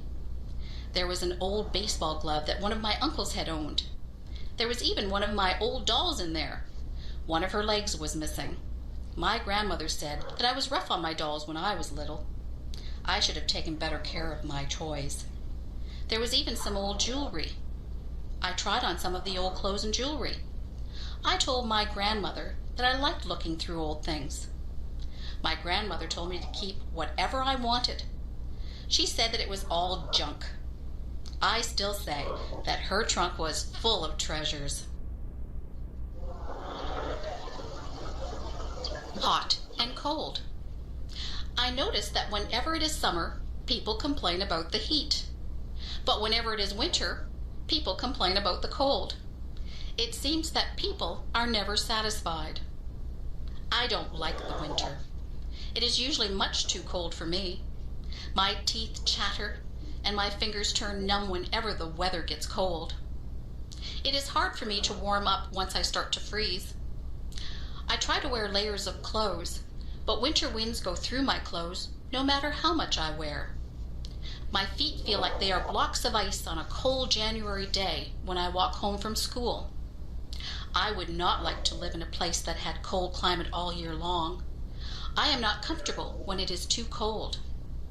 I like the summer. Some people say that it is hot and sticky in the summer, but I don't mind the heat at all. I love to feel the warm sunshine on my skin. I like the freedom of not having to wear heavy coats and boots. I am the happiest when there is a slightly cool breeze that comes along to refresh you on a hot summer day.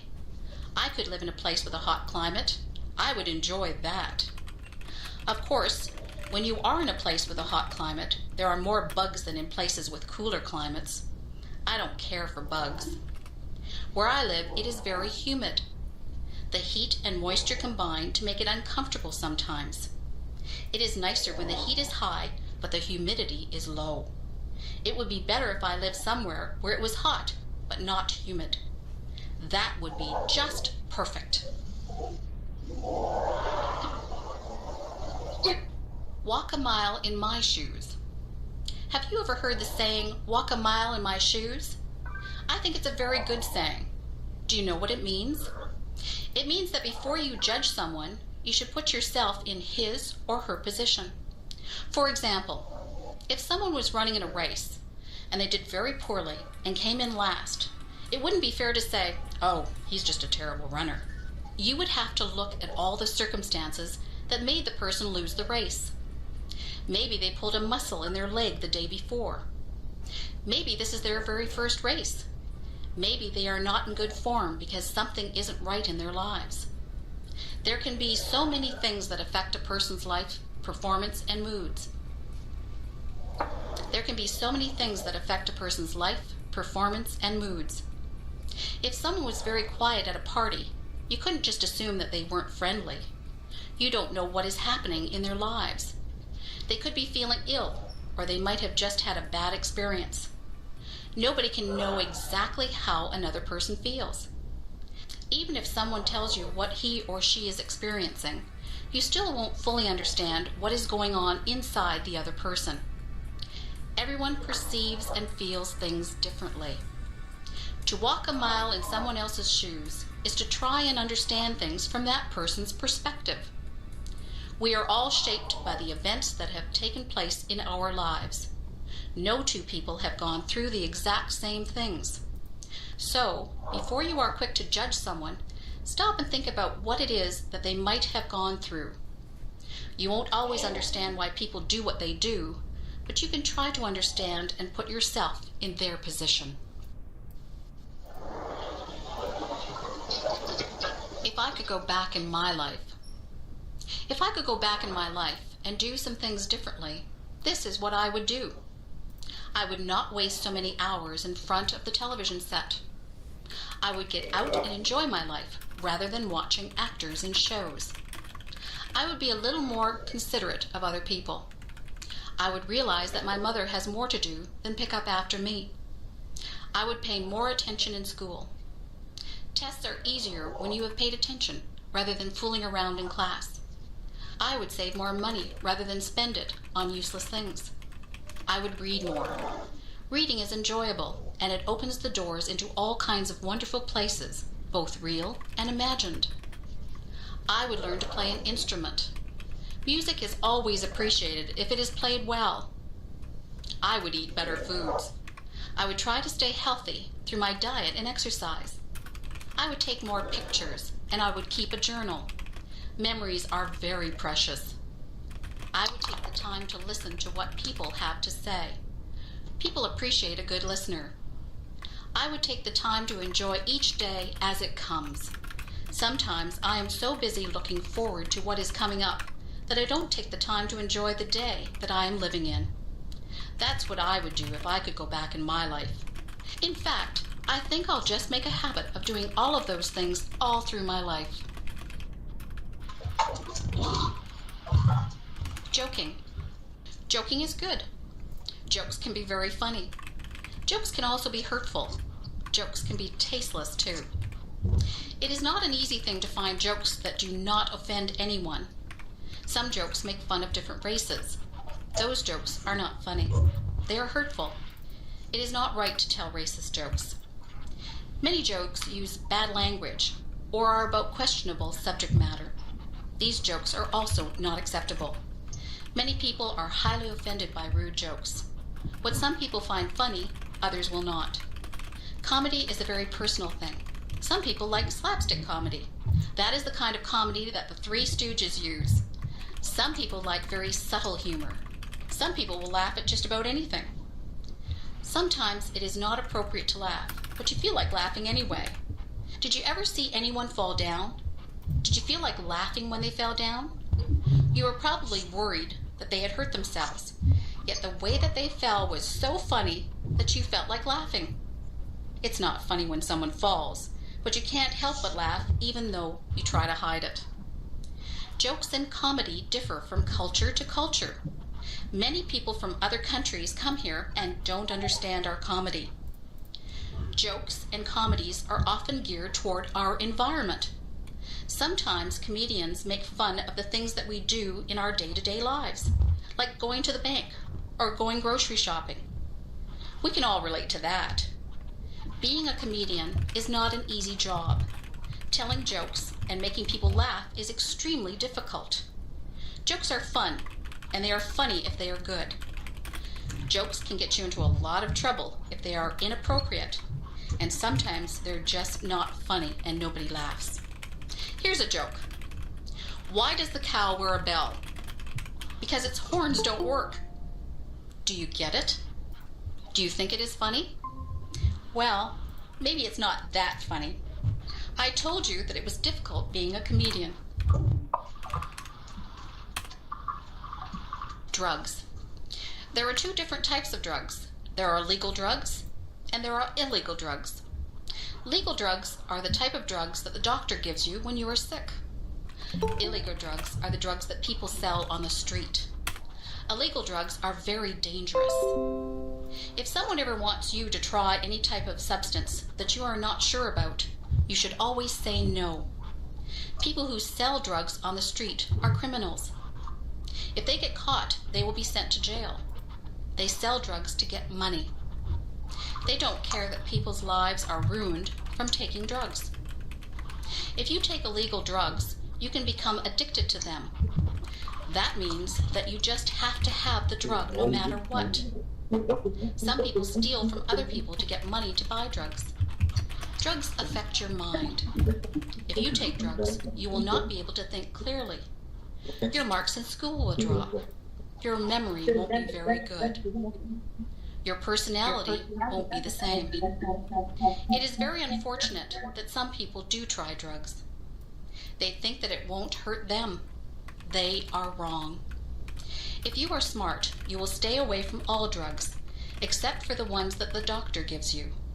Drugs are just bad news. If you know someone who is thinking about trying drugs, tell them that their entire life could be ruined. In America, they have a saying, just say no to drugs. It is a good saying, but I think I would rather say, I'm just too smart to take drugs.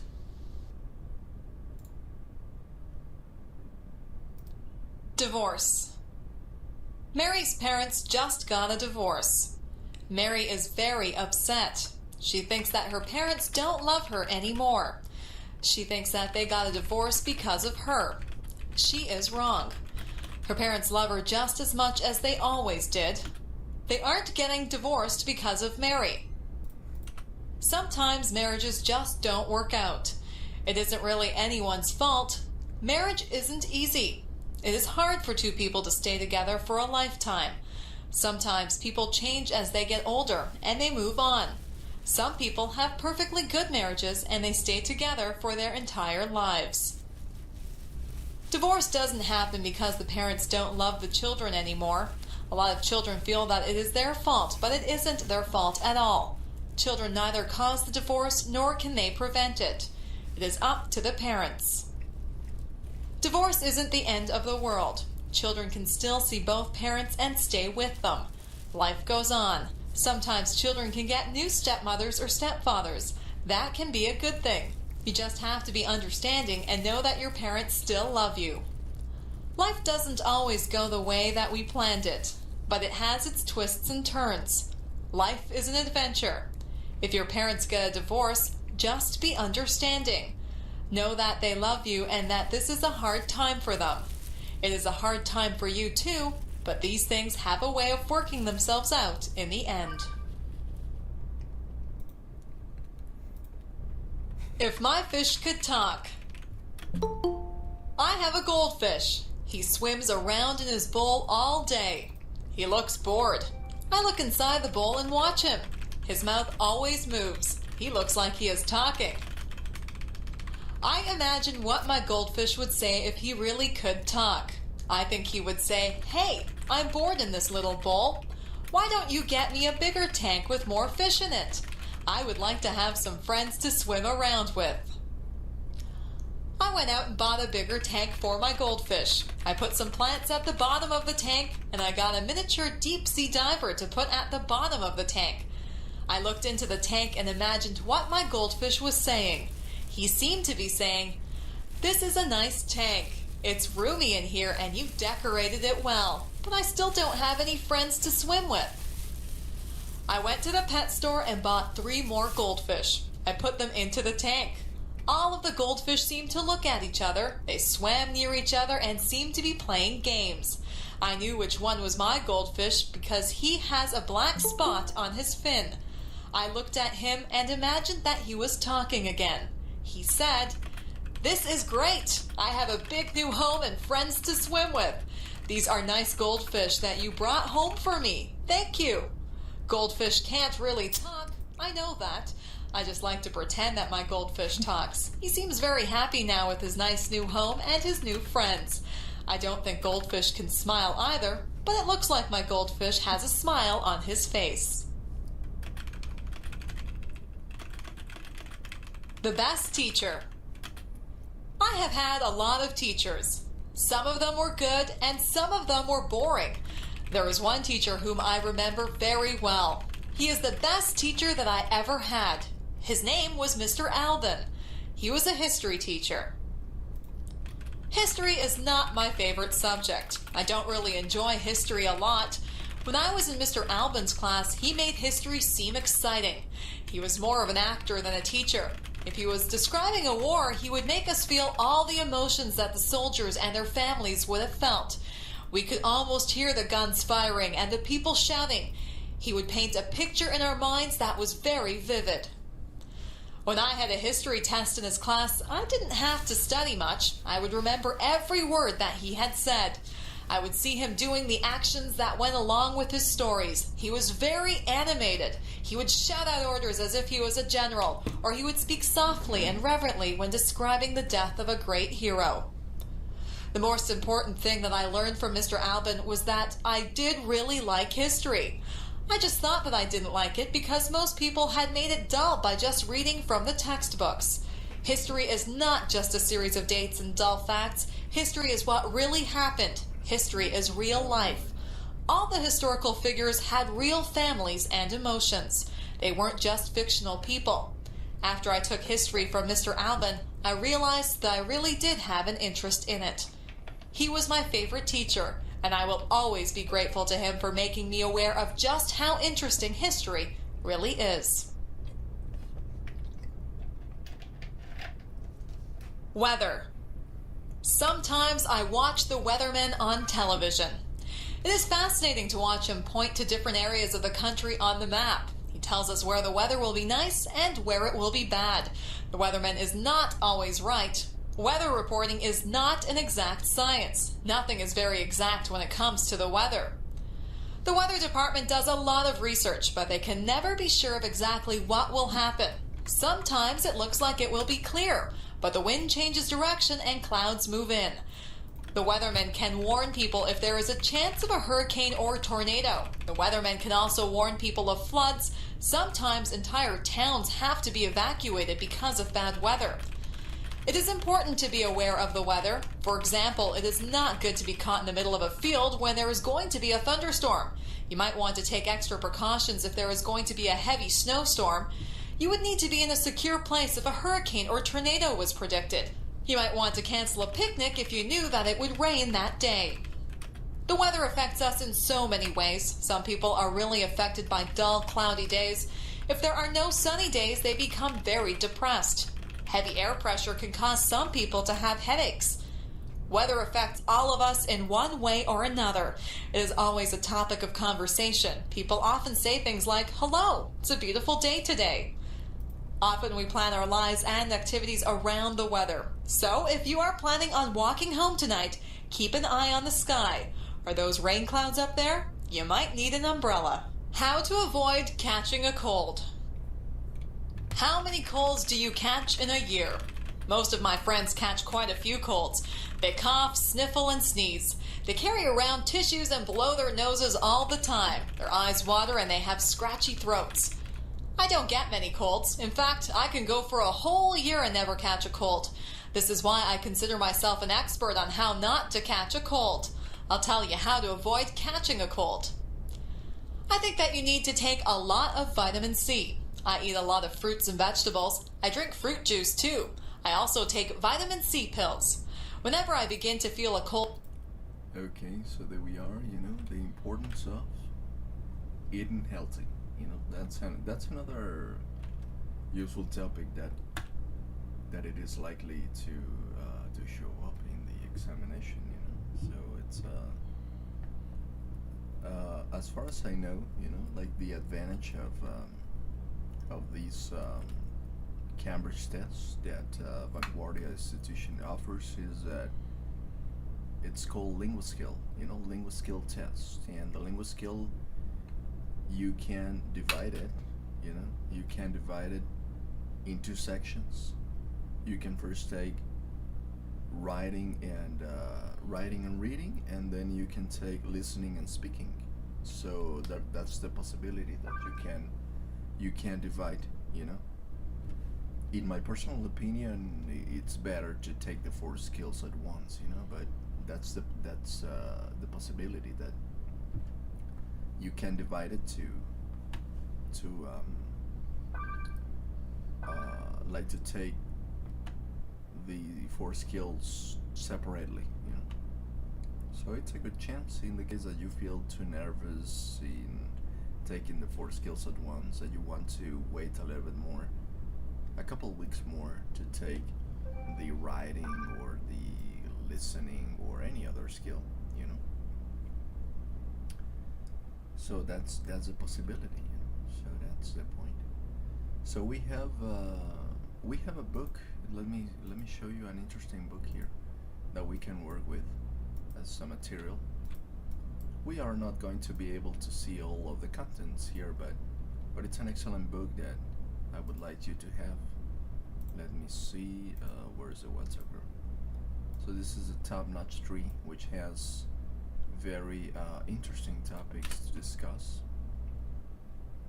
Very interesting topic to discuss. That's the top-notch tree. Let me show you a little bit of it, like right here. Actually, these series of the top-notch books are very useful, and they include so many grammar and formal dialogues that you can use in your daily interactions. Top-notch tree, 3rd edition, John Cecil and Nasher. So it's let me see. Well, this is like the introduction, the index, and the main topic. Well, this is like an introductory exam that you can make. For example, here we have a small talk. It has many interesting topics about culture and interactions, not only about native speakers, but also ESL students, English speaking as second language students, So it's a very good book.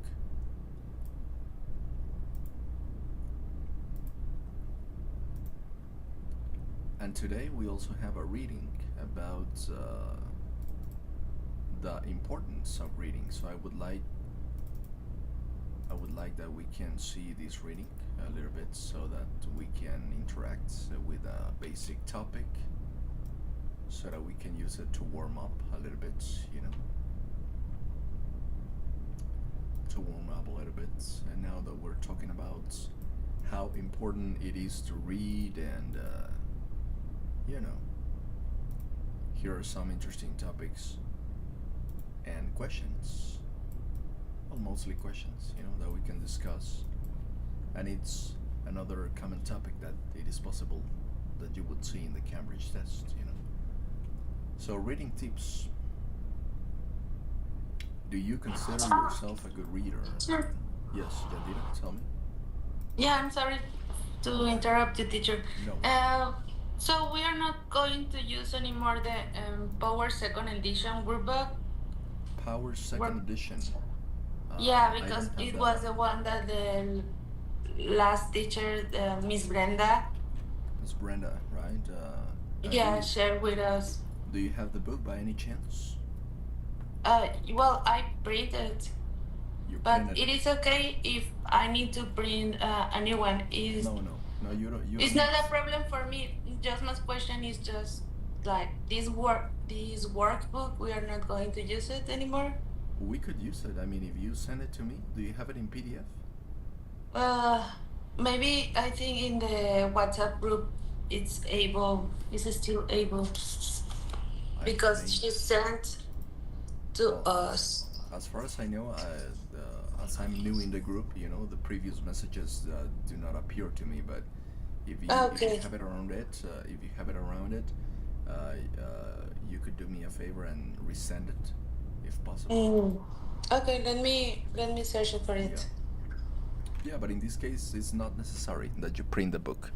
No, I mean, if you use a computer, you can check it out in your tablet, in your cell phone. It's not necessary for you to print it.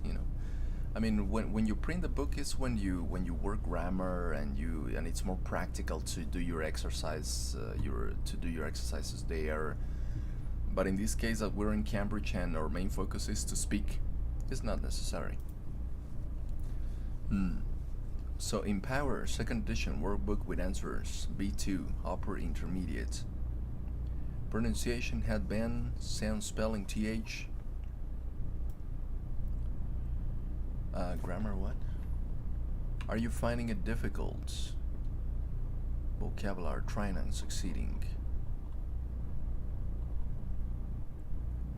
Everyday English, don't touch the food, conversation skill, but this is like a quiz, right? Skills for writing, face-to-face texting.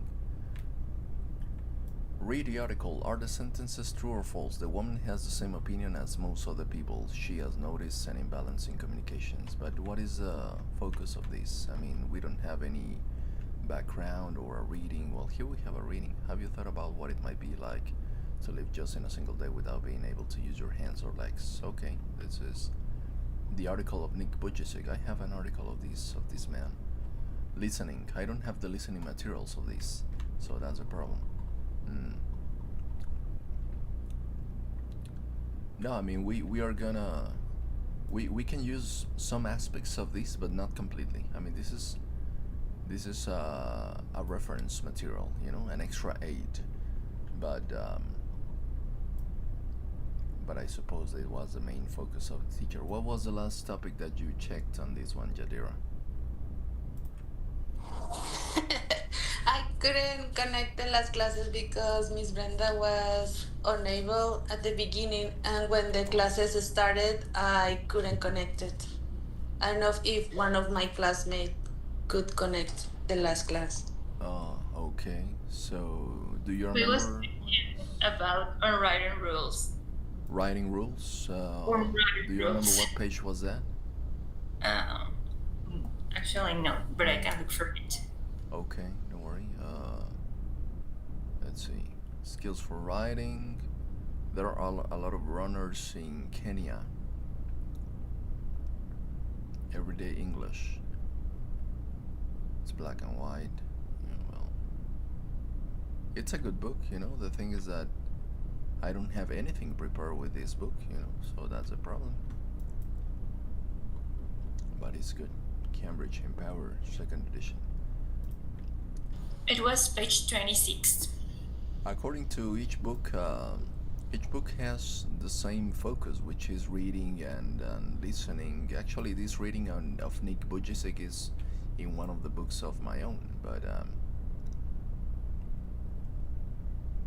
but the book, remember that the books are only a reference for you to read, to have available material to read, but it's the same if we use this one or the other one, because you can also find readings and articles and dialogues. What it is important here is that you learn how to expand your vocabulary and how to use your vocabulary actively and constantly in the different discussions that we would have. So this is page 26. Reading and listening extension, train journeys and unwritten rules. Well, I've just arrived. Furious, why something quite silly.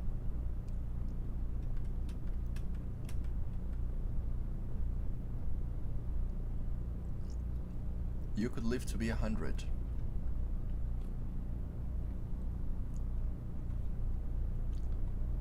It has a little bit more basic focus, because it's to complete, to complete the match, the sentences A, B, C, D, and F. You are not, you don't need that kind of exercises anymore, because you understand perfectly how to speak in English and how to interact in English. So why would you need to link or to match statements? What you need is to improve your elaboration of ideas. What you need is the active practice of interaction.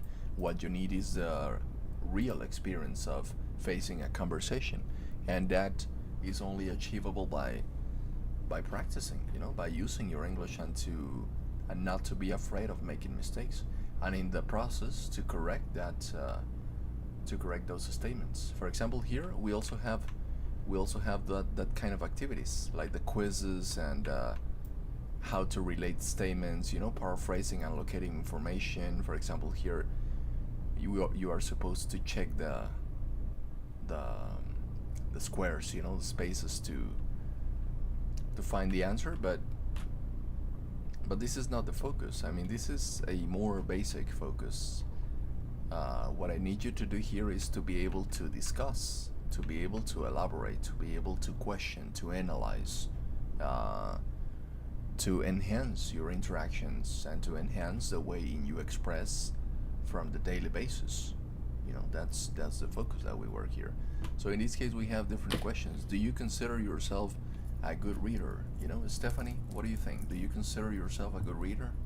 What's your opinion about the importance of reading? Because we only sorry, Stephanie, give me 1 second. Because we only have 6 classes, remember? How many? We have 4. Let me see what is today.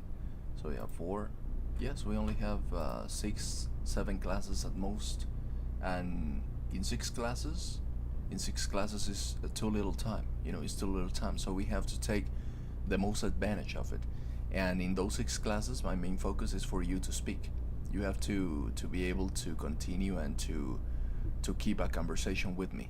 If you're able to continue a conversation with me, you will be fine in your exam, so as to reach a B2 or a C1 level. So that's the main focus. So let's start practicing. In 6 sessions, we have to speak as much as possible, and you have to make questions to me. You have to question what I say. You have to elaborate according to what I say, or elaborate based on your own ideas. That's the main focus. And in the process, I'm gonna help you to learn how to elaborate better, how to be more confident in your speech, and how to be more concise in your ideas. So that's why I'm here for, to correct those aspects. Because as it comes to grammar, as I told you at the beginning, you can make questions about grammar. That's not a problem. We can explain any topic that you may be having trouble with. But as far as we have had these conversations today, I see that you can perfectly understand me. So I don't see why we should start with the modal verbs or with the verb to be, because you can perfectly understand that. You can perfectly understand the grammar. What you need is to make an active practice, to make a habit with your English, because that is going to reflect in your daily professional practice, especially if you plan to go to another country. In another country, there is not a possibility to use a translator or a dictionary or to overthink that much of the ideas that you want to express. You have to express simultaneously according to what the other person is proposing to you in the conversation. So the main focus in the Cambridge sessions that I give, especially when we have only 6 classes. You know, if we had more classes previously, see, if I had been with you since the very beginning, we could have started with a book, we could have started with some principles and some basics from the grammar, and that's good, you know, like as an introduction. But that's another aspect that we don't have time, you know. So that's a problem. So that's the point. Stephanie, so do you consider yourself a good reader? Honestly, no, because and this time I'm very busy with a lot of things. So when I try to read something, my mind is in another. I'm thinking in another. I don't know. For example, in which I can make for to dinner, or what I need to do for my classes, and when I'm reading, my mind is in another in another part. So I need to read and to read again the same paragraph. So that's why I don't consider myself a good reader. Okay, yes. So, well, it's really easy, you know. It's really easy to get distracted while reading, especially when we are on the bus, when we are tired. Do you usually feel tired when it comes to reading? When you have to read something in particular, not only by pleasure but also for your job, for example? Yes. My work is kind of mental. I don't know how to say that. Like Draining, exhausting. Yes. Yes. So when I try to read something, sometimes I start to sleeping. So yeah, I can read something that is really interesting for me, like I don't know, like For something example, about romance or example, drama. drama, you know, different Yeah. literary genres. Yeah, I mean, sometimes we overplan too much the materials that we want to read, and that's good, you know, because that gives you more perspective according to the materials that you want to analyze. It gives you more focus on what you actually want to study. But the truth is that sometimes it is not necessary to overthink that much. You simply start reading, and eventually some readings serve you as a warm-up in order to focus better, you know. Yeah. That's great. Excellent. Stephanie, that's great. So do we have Miguel? What about you? Do you consider yourself a good reader? Do you agree with Stephanie's opinion? Yes, but in my case it's more or less because in my job I need to read some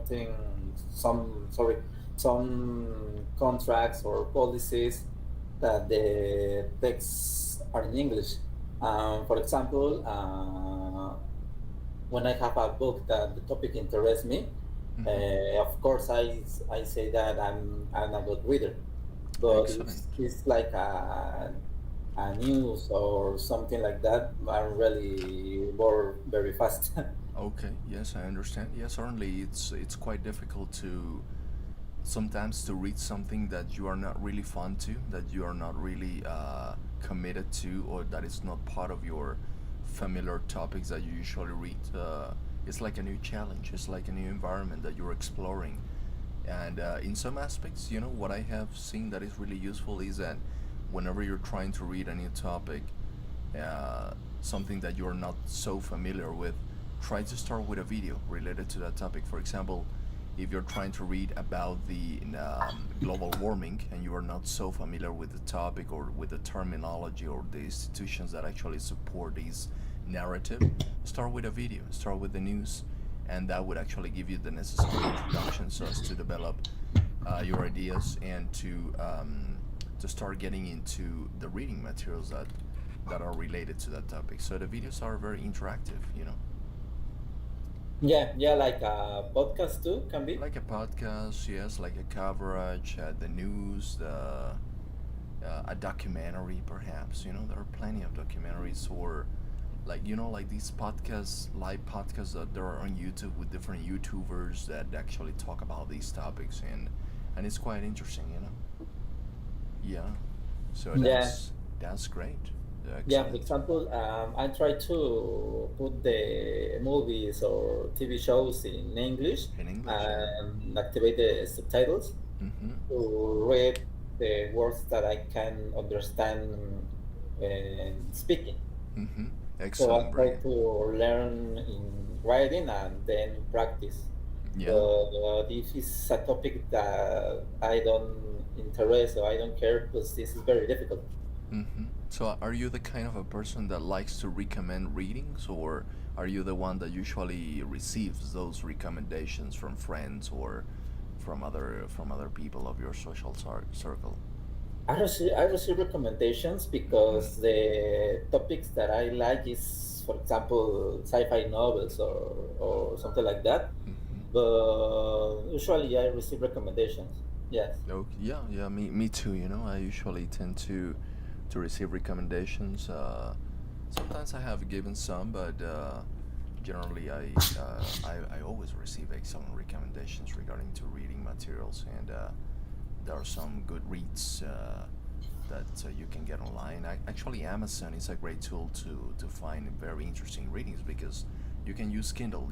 Kindle is like this platform where you can read the books in a PDF or virtual format, and it's really practical. You can use your tablet, you can use your cell phone. There are even some audiobooks in different languages, not only in English, and it's really practical to use Kindle. It really works well with Apple and with all kinds of tablets. Mm. You can get a gift card and to buy as many books as you would like to in Amazon, or you can order the physical volume, to have it in your hands. So that's great. Excellent. Yeah, I prefer the physical book because I can underline the words that I can understand and later search in a dictionary Mm-hmm. to understand and again read the paragraph and understand all the paragraph.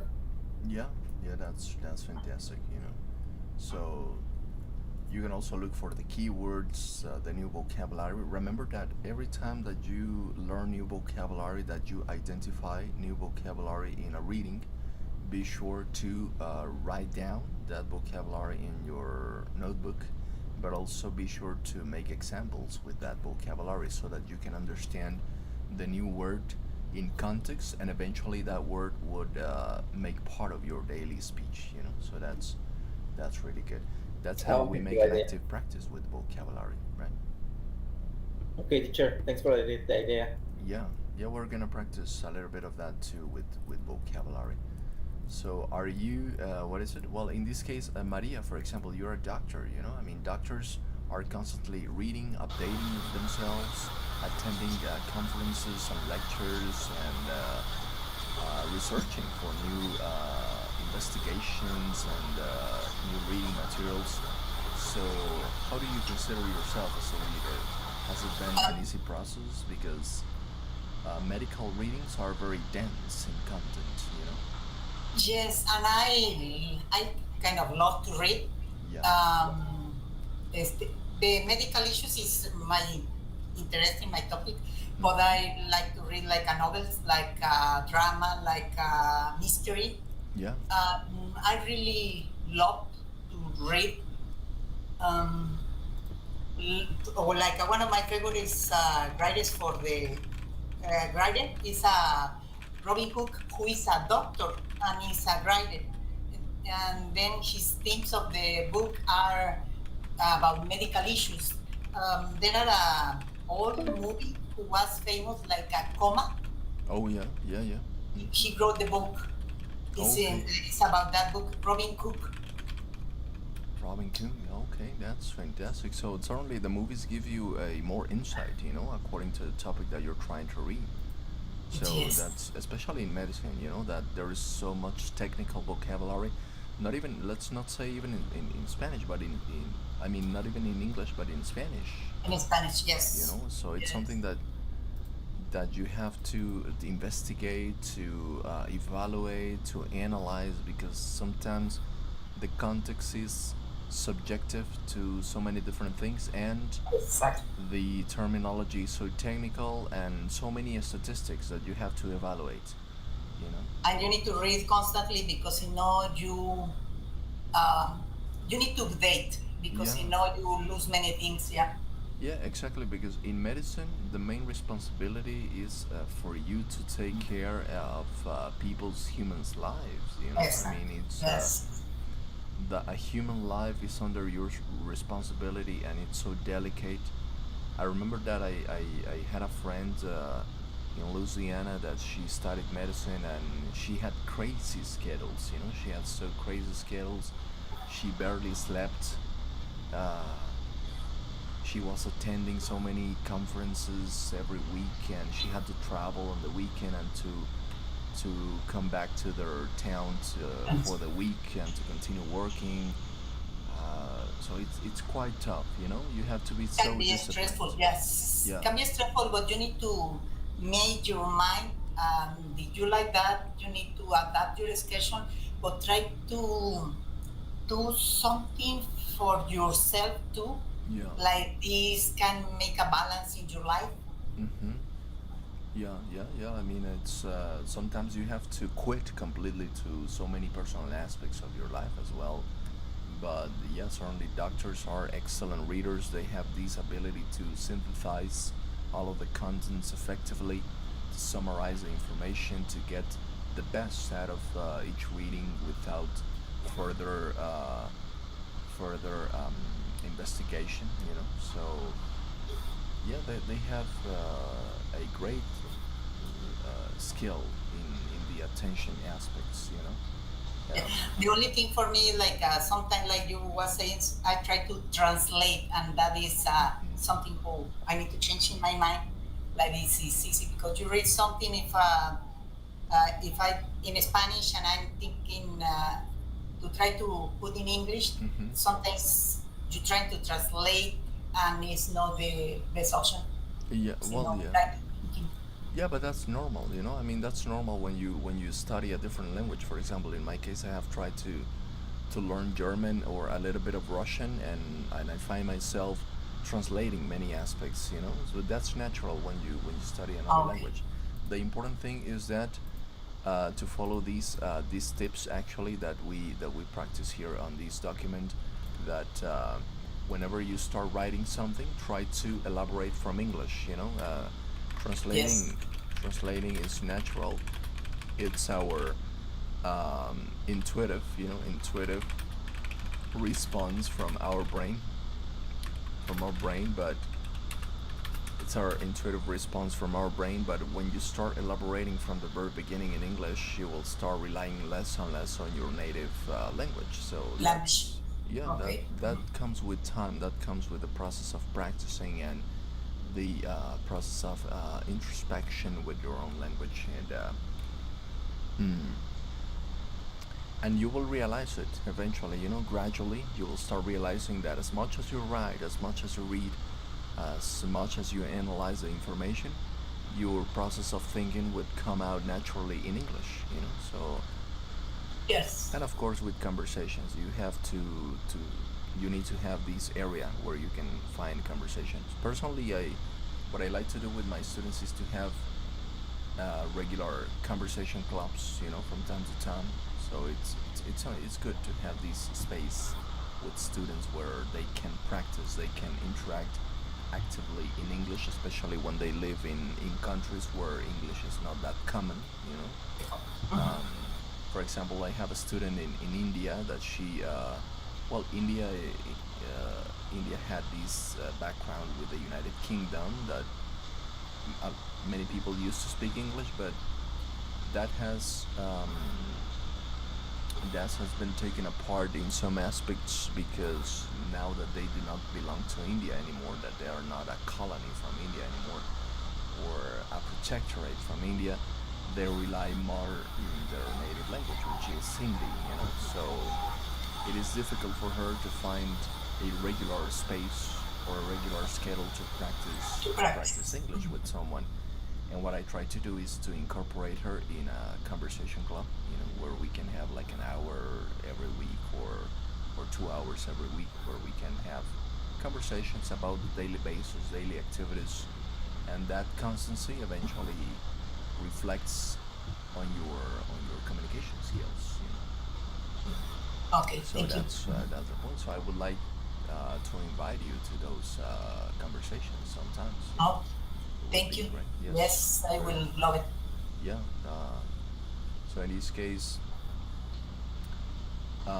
yeah, I mean, translating is natural. So the important thing is that you can constantly apply this technique of reading something and elaborate your idea, write your conclusions, make questions. You can also share those questions in the WhatsApp group so that we can all interact. Questions that you analyze according to reading materials that I will share to you.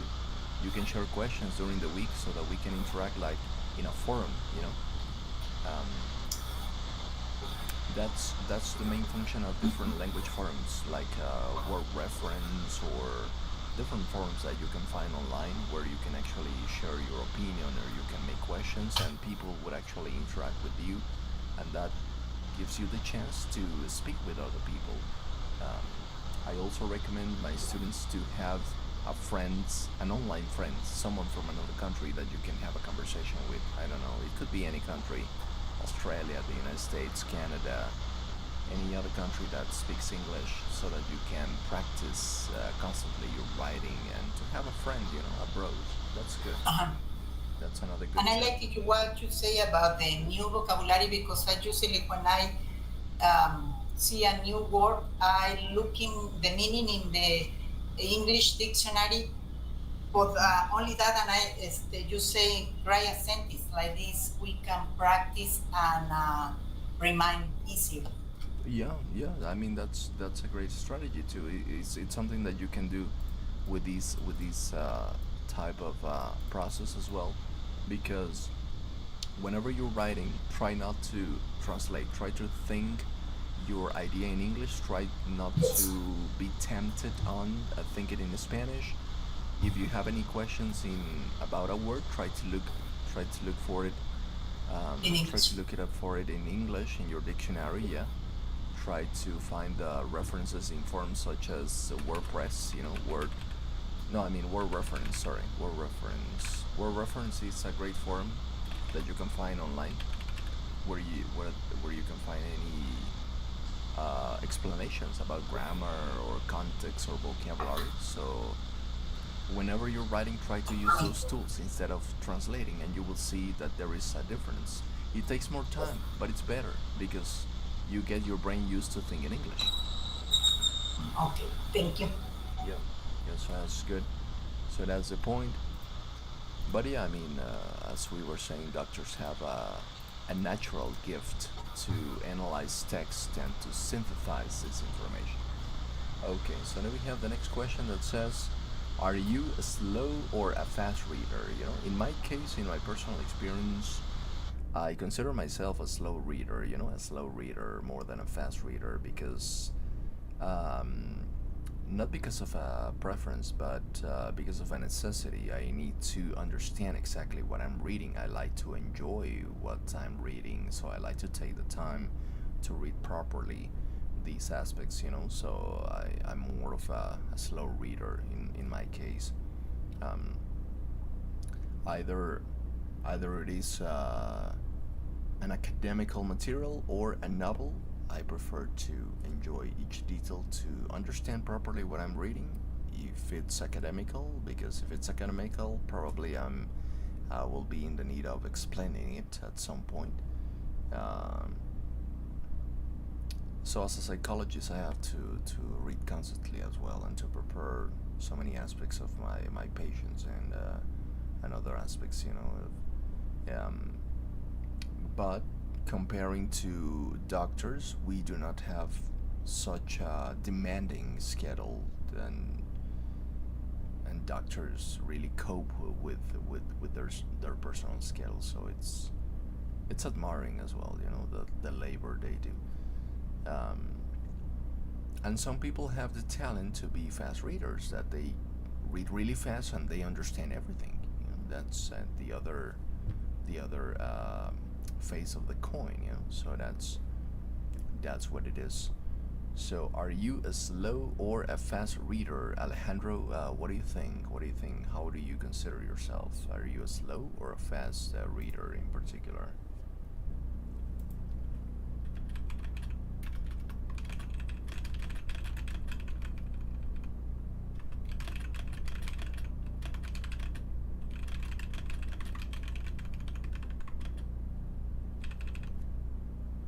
Or let me see, Jadira, what about you? Are you a slow or a fast reader? I think I'm an intermediate. Intermediate? Okay, that's good. Yeah, that's great. That's a great answer. Because no, I think it depends of my concentration, or yes, I think it depends of my concentration because on July I will present the TOEFL test because I need it for my work. And I have been practicing because reading I get the good grades, and it's reading, listening, and writing. But in speaking, I'm so bad. But the thing is that I think it was on Thursday. I tried again the mock test, and I was really tired. I was really like I don't want to practice anymore. And in reading, I got like a low intermediate. I think when I have been getting the highest score. So I think it depends of my concentration and if I really tired or not. Oh, okay. Well, that plays an important part. You know, an important role. I mean, when you're exhausted, it's natural that you will not have the same focus, the same concentration. But that's natural. That's because you need to rest. You know, that's because you need to rest. For that reason, it is always a recommendation from psychologists that before an exam, you have to stop studying. You know, you have to do something else. You have to do exercise. You have to rest. You have to go out with friends. You have to distract yourself from that exam or from that academical aspect. Because if you are constantly committing yourself to the academical part, eventually you will get stressed, and it is really likely that you could get burnout just right before your exam, and that could be really harmful for your results. You know, so it is really important that you can find a balance. So I have already studied, I have prepared, that's enough. I also need time for me to relax, to wander out of these technical definitions and all that, you know, so that you can enjoy your time, and eventually that will give you more focus because you will be more relaxed and obviously way more rested, you know. Yeah, and I think that my classmates said before that a key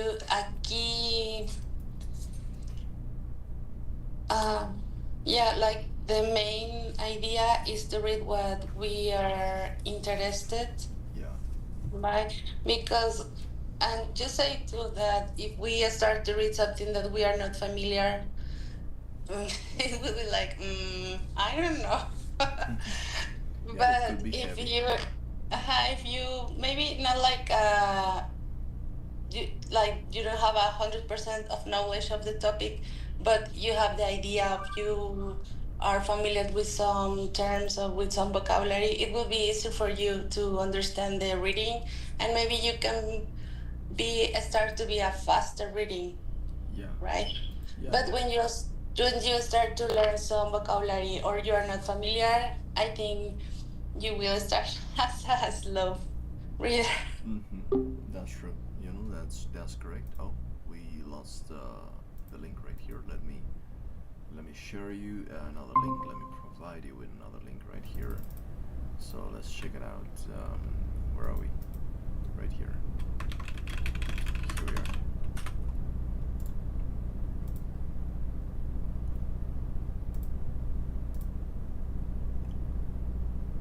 So there we are, sorry. So here we are in our link right here. Okay, so there we are again. So yeah, I mean, certainly I totally agree with you, Jadira, that well, in this case, it's really important to like to have our four skills of a language at the same level. Of course, that's not always possible because certainly there are some parts of the skills that are more intuitive to develop. For example, listening is very natural to develop because you simply listen to music, or you watch videos, or you can listen to conversations, and it's like the skill that develops more considerably at the beginning. And writing and speaking takes more time because writing and speaking are related to elaborate, to elaborate your ideas and to have full knowledge of the grammar rules, because the rules are the ones that let you know how to structure your idea. Yes, and besides, also I think that it depends of the personality of each person, because for me, I'm not a extrovert person. Yeah. So imagine to be a good speaker in another language. Yeah, that's correct. Yeah, that plays an important part, which has to do with the psychological part. I mean, some people are introverts, some other people are extrovert, but that's good. Remember, Jadira, that the important thing is that you are able to communicate. As long as you're able to communicate, that's perfect. I mean, you don't need to remember all the specific rules or all the exact words that you want to use in your speech, but as soon or as much as you can communicate your message, that's perfectly fine. Unless you're a teacher and you want to explain a topic, well, obviously you have to know the rules and to prepare your class, but that's a different aspect, of the language. The main focus of language is to communicate and to be understood. And as far as I can listen to you, I understand you perfectly. So that's the objective. That's Thank you, teacher. That's what languages are for.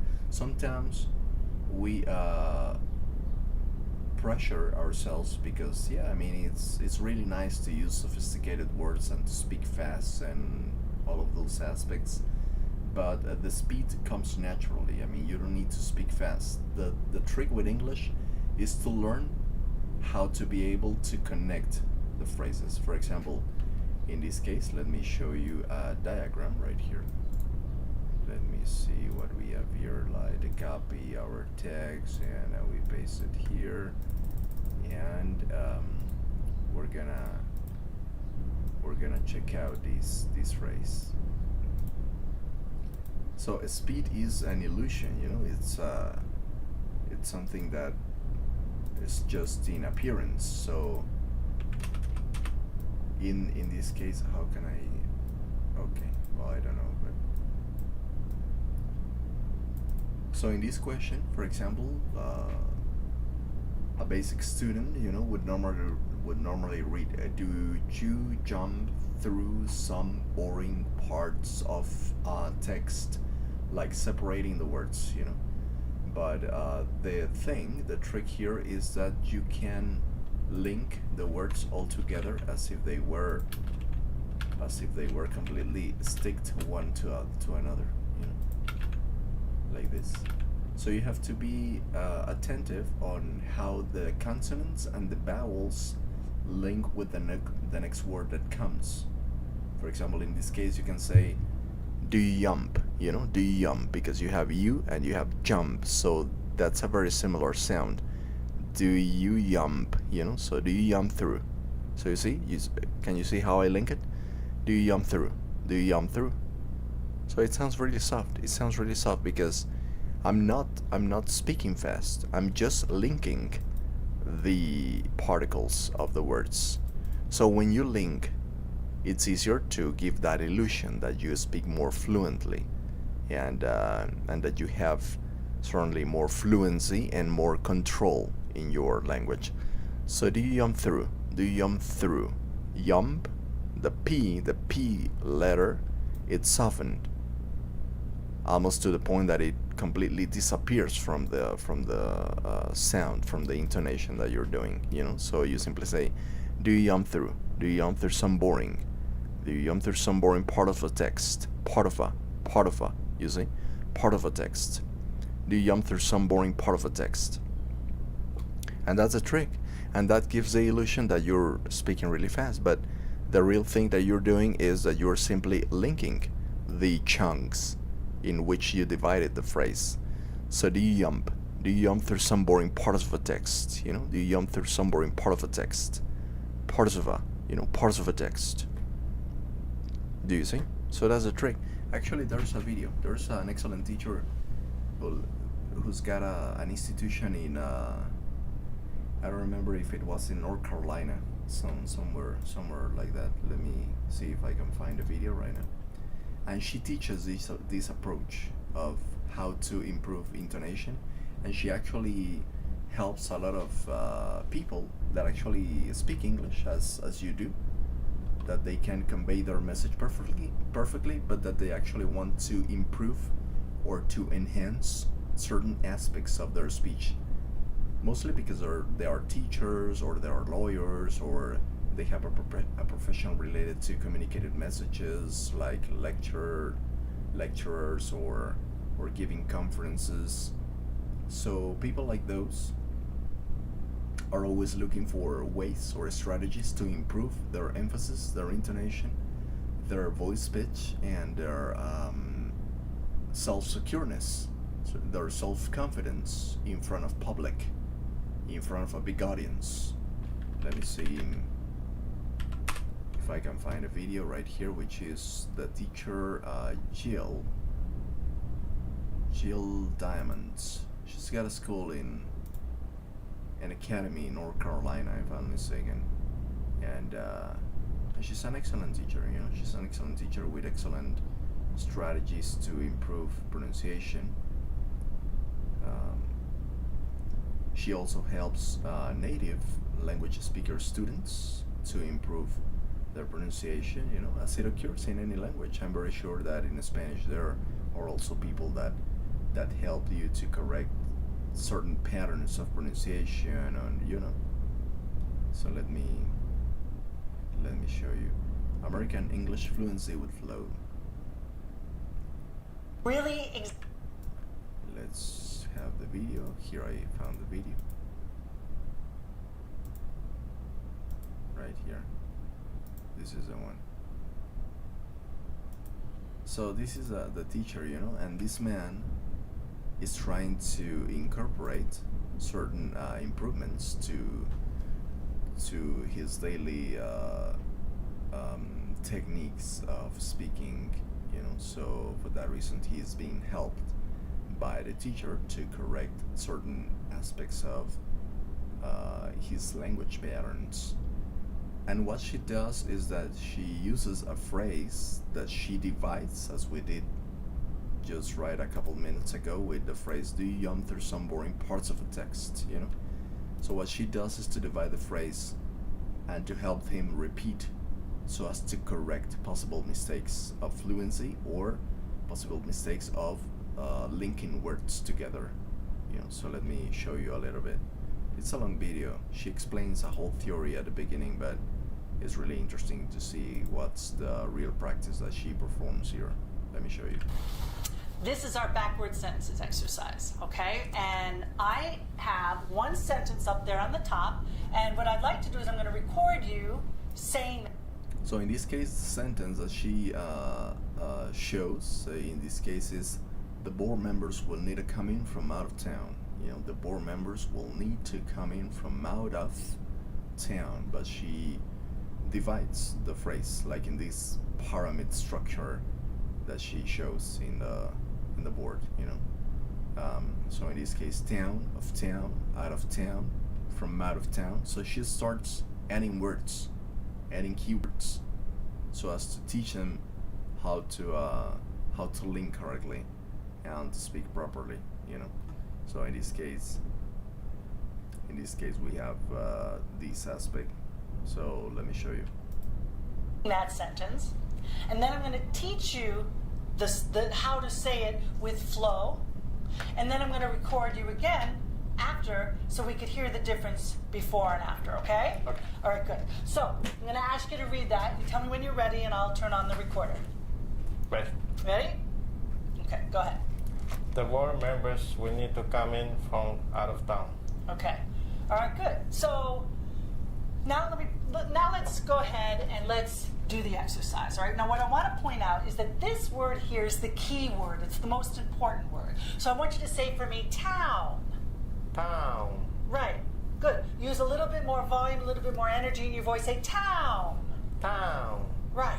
That's the word that we're moving towards, okay? We want to get to that word. And there are going to be certain ways in which we're going to reduce sounds, we're going to link, we're going to flap, so that we can get to that word. So, I want to start here, and I want you to say, of town.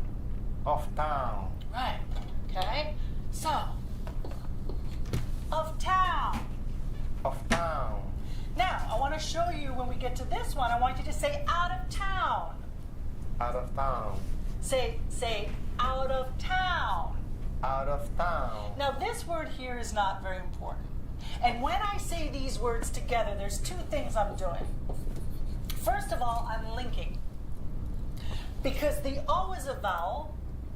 When a word starts with a vowel, I can connect it to the sound that comes before it. So instead of saying out of, I link it, I connect it, I say out of. Can you say out of? Out of. So if you look here, you see I'm connecting, I'm saying out of. Out of. But the other thing I'm doing is I'm taking this word and I'm reducing it to a schwa sound. It's called I want you to say Say outa. Outa. Outa. Outa. Don't say of, say outa. Outa. Yeah, and now say out of town. Out of town. Say out of town. Out of town. Again, out of town. Out of town. Right, so I move towards this word. You feel that? Yeah. Good. Now we're going to add on. Now, this we connected, right? But look at this. This starts with a vowel. What do you think we're going to do with that? What are we going to connect it to? From. Okay. Now you like to say front with an N sound. I don't want to hear front. I want to hear from. Say from. From. Say from out. From out. From out of. From out of. Okay, good.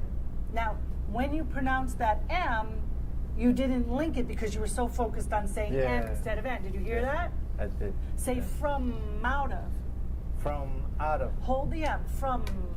From. It's almost like there's all these M's there. From out of. From out of. There you go. From out of town. From out of town. Okay, good. Hold it again. From out of town. From out of town. It's almost like the word is mout instead of Mount. from out. Put the M in front of the O. From out. From out. There you go. From out of. From out of. From out of town. From out of town. There you go. Good. Now, let's get here and let's say in from out of town. In from out of town. Good. That's it. We're adding one word at a time. Now, we're going to start to get another important word, okay? This is our most important word, but these are other words that are important. I want you to say, come in, and you're going to use that M again to link. Come in. Come in. Come in from. Come in from. Come in from out of town. Come in from out of town. That's good. How does that sound? It feel different in your mouth? It should, right? Yes. Now, I want to introduce another reduction. We said up here we reduced of to we said outa. So here I want you to say ta, and I want you to hear the difference. First, say to, To. oo, and now say ta. Ta. Right? The shape is different. So we have to reduce this so we could get to these other words. Say to come. To come. To come in. To come in. To come in from. To come in from. To come in from out of town. To come in from out of town. Okay, good, but hold the M here. To come in from out of town. To come in from out of town. Right, and now you say, I'm having a problem here. I better practice that. Say, come in. Come in. From out. From out. Come in. Come in. From out. From out. From out. From out. From out. From out. From out of town. From out of town. And you can just kind of play from out of town. From out of town. Really use the articulation from out of town. From out of town. To come in from out of town. To come in from out of town. Right, you could reduce this a little bit more, but I think we'll get that here. So, say for me, need to come. Need to come. Need to come in. Need to come in. Need to come in from out of town. Need to come in from out of town. I want you to watch how I'm using all this articulation. Need to come in from out of town. Need to come in from out of town. Right, okay, so I'm really exaggerating the movement, but I'm also making the connections, right? I'm making the links, I'm making the flaps, I'm making the reductions. Good, now let's add the word will. Will need to come in from out of town. Will need to come in from out of town. Very good. From out of town. From out of town. There you go. Members, a very important word. Members will need to come in from out of town. Members will need to come in from out of town. You're doing a great job. Good. Now we're going to add board. Board members. Let's take a little pause here. Say board members will need to come in from out of town. Board members will need to come in from out of town. Good. This is good. You're doing a great job. Now the last one we're going to add is a You see, so there is like this kind of an interesting approach, you know, that she's doing, that the teacher is doing, so as to help these people pronounce better. But he can perfectly communicate in English. I mean, the problem is not his English. The thing is that he wants to incorporate better patterns of linking words in his speech. You know, that's what it is, really. So what do you think, Maria? Do you find this technique useful? Have you seen anything like this before? Did you used to practice like this, your pronunciation or anything like that? No, and for me it's really interesting because one of who I am really conscious is my pronunciation, and that is something who can help a lot. Yeah, because I mean, for example, you can practice this technique with any phrase. I mean, you can pick any phrase from any book, from any article. That's especially those phrases that you may find quite difficult to link at the beginning, and you can start from there. You know, you can start from there, and you can start linking. You can start rebuilding your pronunciation, and eventually gradually improving certain aspects that you would like. Yeah, that you would like to improve in your communication, in the way in which you connect your phrases. You know, so that's really practical, actually, because sometimes, well, this is normally taught at schools by repeating dialogues. You know, by repeating dialogues and different aspects that you have in pronunciation, but this is, as you can see, this practice is way more constant. You know, this practice is way more constant because you are focusing in a single phrase. You are focusing in a single phrase, and you are working from there. You're working to correct different aspects of how you connect, of how you pronounce, and certainly from your intonation as well. You know. Yes, and pronounce with more confidence. Yeah, with more confidence. Actually, there is another video of the same teacher that she teaches a person who is a professional lecturer, and she speaks really fast, and her English is perfect and everything. If I'm not mistaken, she's from Portugal or one of these European countries. But she says, sometimes my problem is that I speak too fast, and for that reason people do not always follow my message, or sometimes I extend my message largely or extensively or in so many detailed ways that I would like to correct that so as to make a more concise message and a more practical interaction, you know. Yes. So these teachers helps her, you know. These teachers helps her to correct those aspects, you know. So it's quite interesting in Interesting. that Yeah. point, you know. Thank you. So that's what it is. So Alexandra, what about you? Did you find this technique useful? Actually, I think it's pretty funny. Yeah, you know, it's like repeating so many patterns so many times, but it actually works, you know. It actually works.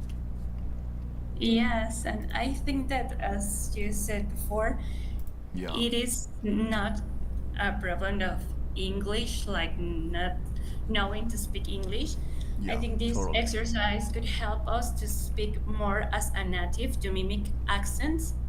Because I think, for example, that a Britannic wouldn't read the sentence in the same way. Oh yeah, like a British person, you know, they've got a completely different accent, you know. That's how they speak. And I also think that, for example, at least at the beginning, it could be a little bit difficult to identify which are the most important words. Yeah. Yeah, totally. I mean, because there's a change in the intonation, you know. There's a change in the. Good morning, everyone. You know, sorry about the mess of the apartment. You know, I just moved here and.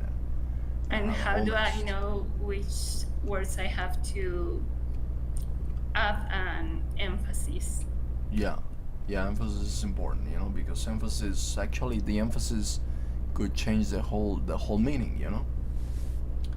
Emphasis could actually change the whole meaning. So for that reason, it's really important to to pay attention to those details, you know, to these details that are quite important, so as to be able to correct any possible mistakes that we could have, because sometimes we struggle that much and we focus so much in so many unnecessary things, you know, like for example, sometimes we focus too much on speed, you know, that sometimes we do not take enough care of actually improving the way in which we communicate a message, or the vocabulary that we use, or the idiomatic expressions that we use. There are plenty of idiomatic expressions that are quite useful to simplify your ideas as you're speaking, you know.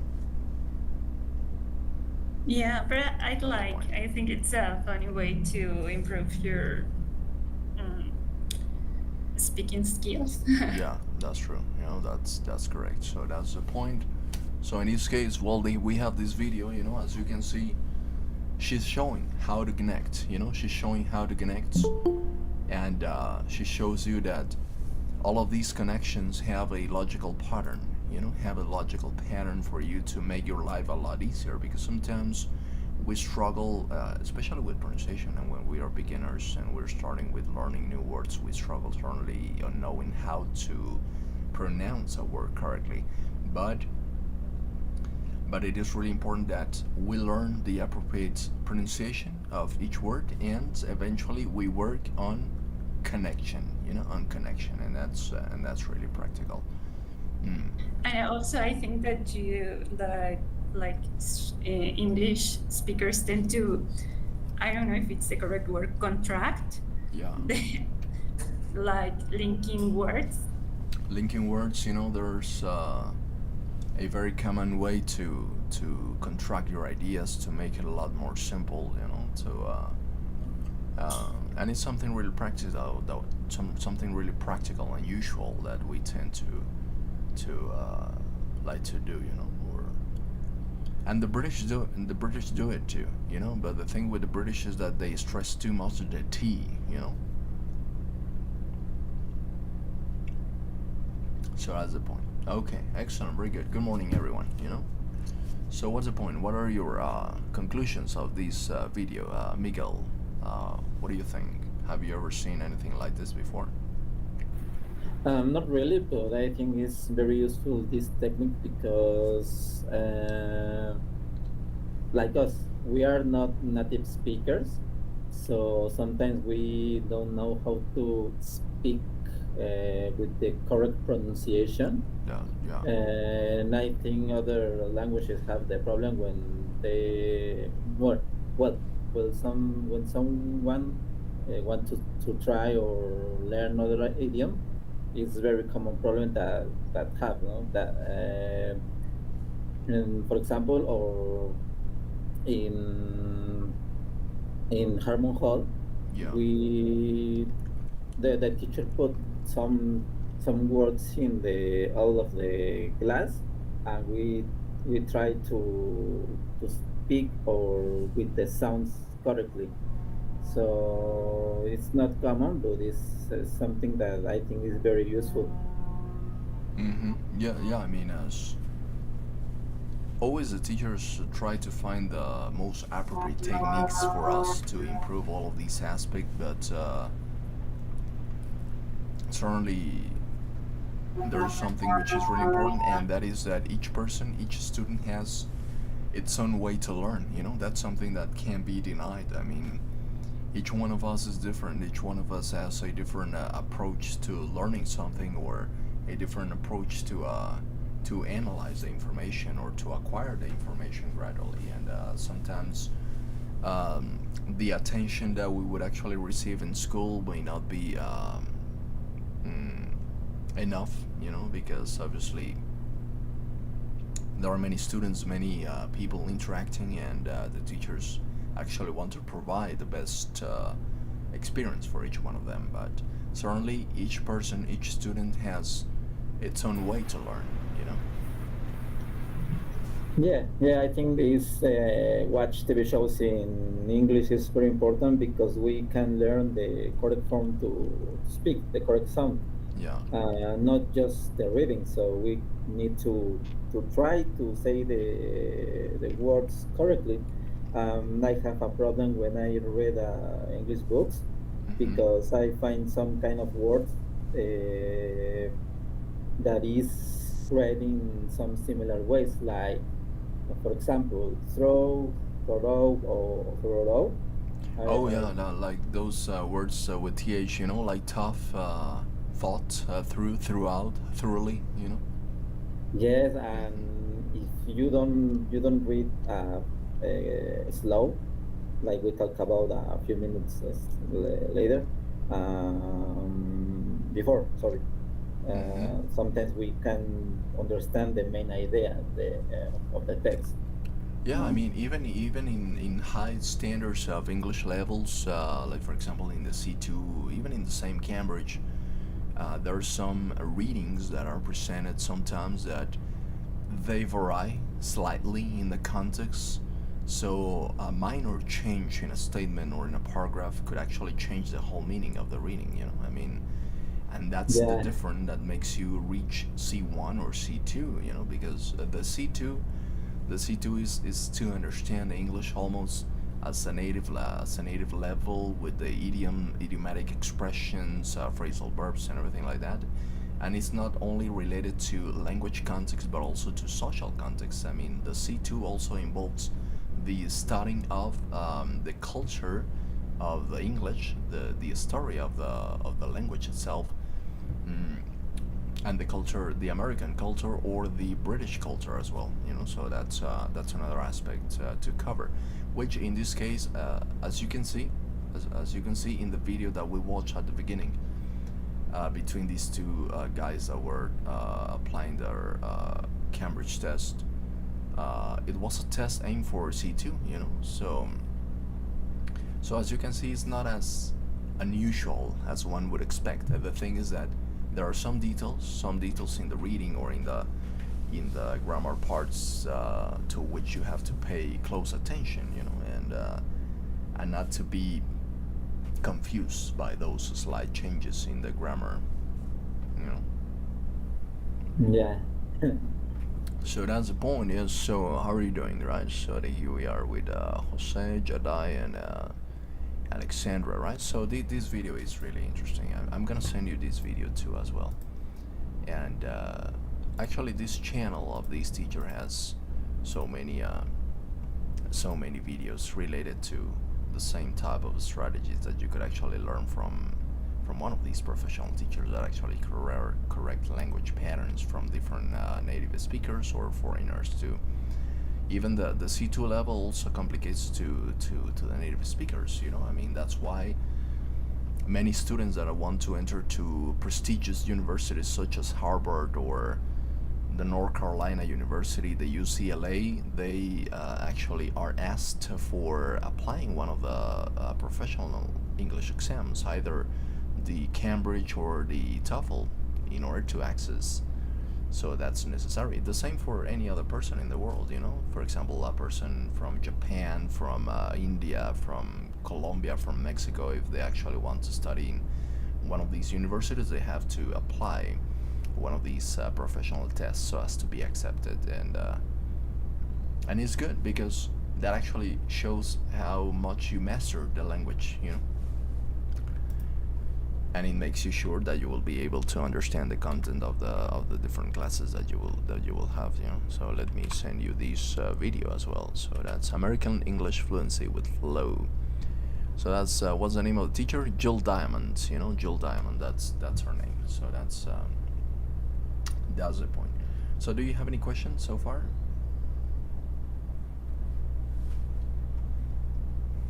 No, teacher. No, really? No, Okay. Sorry about the mess behind, you know. I will get everything in order, you know, as soon as I have time. Okay. So that's the point, you know. That's the point right here. Or in this case, so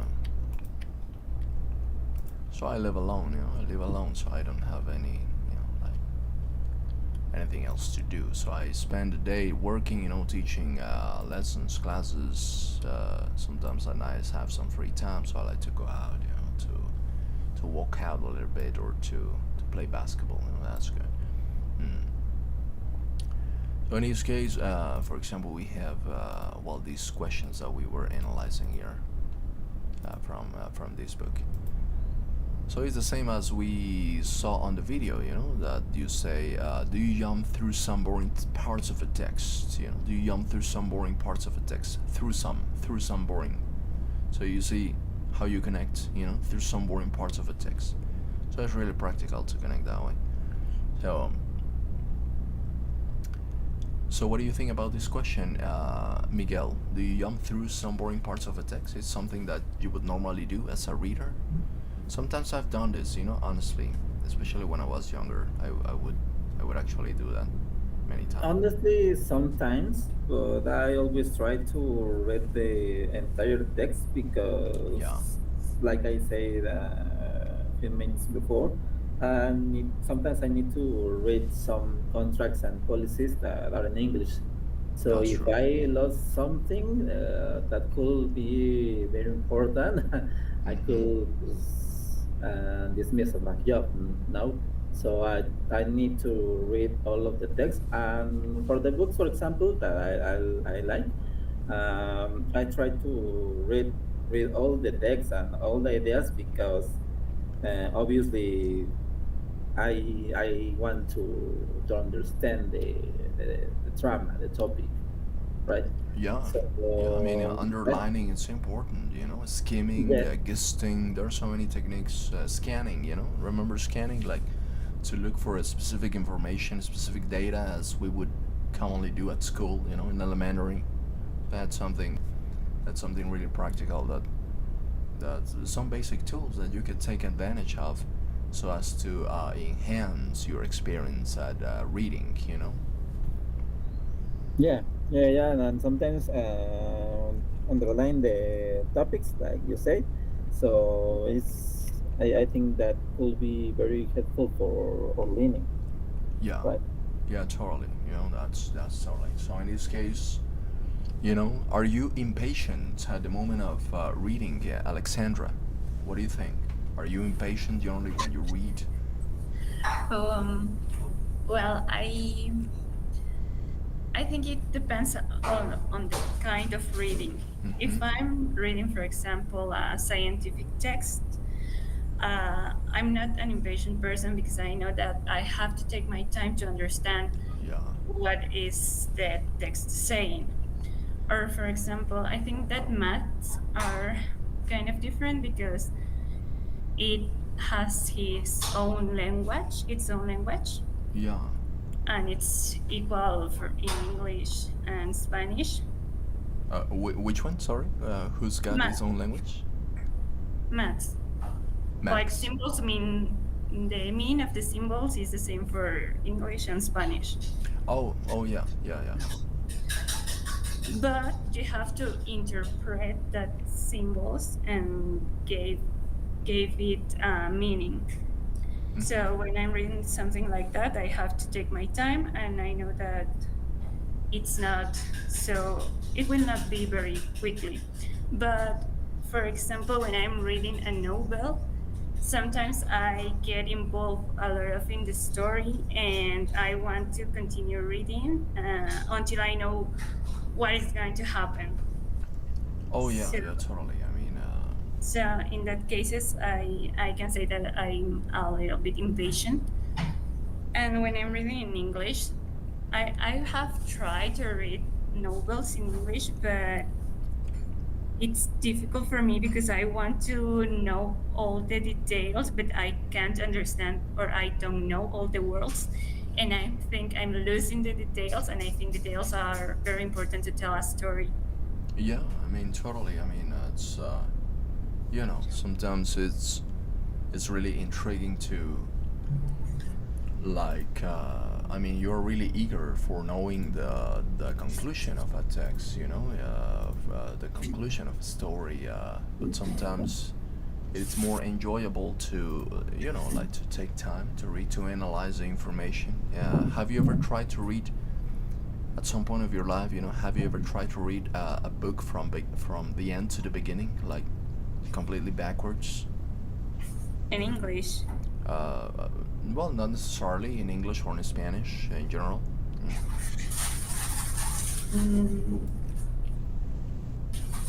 I think yes, but I haven't do it. But I have ended a book like in 3 days. Oh, that's that's a good speed to read. That's a good rhythm. How long was it? Do you remember? Like 2,000. I'm sorry, 200 pages. Okay, yeah, well, that would be impressive. 2,000 in 3 days. Yeah, I know. Actually, for me, regularly to read books with 1,000 pages, it took me like 3 months. I mean, it's really, it's a challenge. I used to read more when I was at school, but now that I have to work, it's more difficult because we have more activities, and I can't spend a lot of time reading books. Okay, yeah, they're like more responsibilities, less time. Besides of your job, your personal activities, so that's great. Yeah, and I think that also the tips that you gave us to take a news and write our opinion about it, I think it could be also useful to practice reflection or making our own opinions, because I think that nowadays sometimes we are just scrolling on Instagram or Facebook, and we take the information that social media gave us, and we don't stop to think if the content that we are consuming are real or have sense or those things. Yeah, I mean, technology plays a huge part in all these. I mean, it's it could be really positive, but at the same time it could be negative because it could get you sidetracked. Sidetracked is like distracted. Sidetracked. So you're on the side, but suddenly you get tracked to other place. You get distracted. You get your attention drawn to something else. So that's it's a huge problem, actually. I've seen so many teachers complaining about these regarding their little students in elementary schools or in middle school or in junior high, that they completely get distracted by technology, despite the fact that it's a great tool that we have so as to investigate and to enhance our learning and to certainly makes our life easier. But so what's your opinion about this regarding technology? How do you perceive this part? Do you think that there is a possibility to combine the academical aspect with technology, and more specifically to reading? More specifically to what? To reading. I think that nowadays we can't separate technology from academic formation because it's in everything. Yeah. And the best thing that we could do is to use it in our benefit and try to do it in the best way. But I don't know exactly. I think that teachers' work it's hard because technology is increasing in a very accelerated way, Yeah. and we Right. have to readapt the educational model or the because I have read that now kids, for example, have shortest time for attention. Yeah, like short periods, you know, short attention periods, you know. Yes. So you have to find a way to get their attention to the things that you want they understand and give recess or use more interactive ways to transmit the knowledge. Yeah, I consider there's a drastic problem with overstimulation due to all of these technological devices and how attractive they are and how colorful and vibrant they are. You know, I mean, they're certainly way more attractive and way more interesting than what a book would be. You know, so it's I think that's one of the main reasons for which so many students and children get so distracted and attracted by these devices, and they end up losing attention to their educational process and to to their personal process as well, because so many people have lost so many social skills because of technology. You know, that's something that we have analyzed it from a psychological point of view and from educational point of view, and it's true. You know, it's true. Actually, there, like 2 weeks ago, there was on the news a teacher from I don't remember if she was from New York City or somewhere else, that she was an English teacher or in junior high, you know, and she actually quit because she got frustrated because of this matter. You know, she got frustrated due to this matter that her students didn't pay attention to her, and she was completely frustrated, and she got burned out, and she was completely saddened, and it was affecting her personal life, you know. And the only solution that she found was to quit and to blame technology, which I think it's rather unfair because, yeah, technology plays an important part, but there are some other strategies that you could work on to encourage your students and to keep them motivated, and you know, there's a big time discussion right there. You know? Yeah, and it's a hard work for teachers. Yeah, I'm gonna show you that video. You know, I'm gonna show you that video, which is very interesting. Our next session. Right now, I have a reading for you to analyze during the week. You know, I would like you to analyze it. I would like you to have the opportunity to have the chance to read it, because it's related to the importance of reading and the impact that reading has in health aspects and in personal aspects. So I would really like to encourage you to read these recommendations. Let me see why. Let me see. We have a preview picture right here. So let me see the importance. What is it? The importance of reading. You know, sorry about that. My keyboard is really noisy. You know, I need to get a new one. So the importance of reading in health and in life. You know, so it's a very interesting reading what we have here. So I need an icon here to point it out. So that's good. You know, so I would like you to analyze that reading, and I would like that you can send me your conclusions in the WhatsApp group, you know, or you can send it in private, but I would like to know your opinion. The next week we will analyze some questions about that reading, so that we can have, we can boost this discussion that we're having here, right? So what do you think? I like this focus of it's really I like practical. the dynamic. Yeah, it's really practical, you know, without further explanations or grammar or I mean, grammar is important, you know, it's the key, it's the basis in which you structure your ideas, but also it's important the part of interaction, to get to know you, to know your opinion, that you can express, that you can clarify your ideas in context, in real time, that you can make your questions directly to me, and so that I can help you in a better way, you know. So that's good.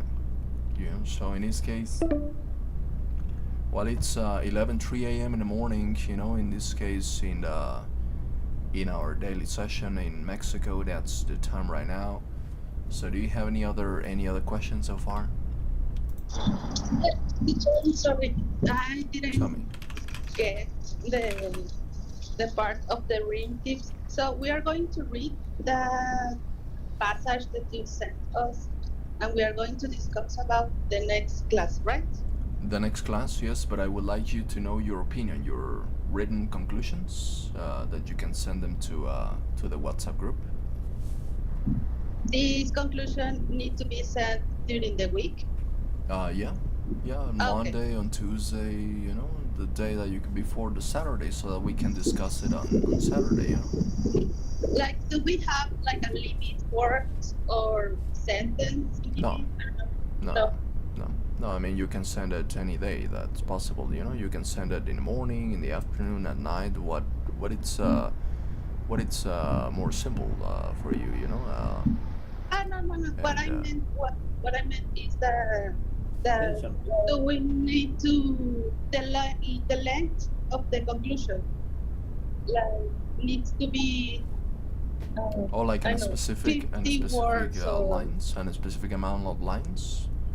Yes. Well, no, not really. You know, you can create various conclusions. It's up to you. I want you to be creative. I want you to propose. You know, not to be limited by a scheme. You know, so I want you to elaborate. I want you to perceive the information. I want you to analyze it and to express what you actually feel.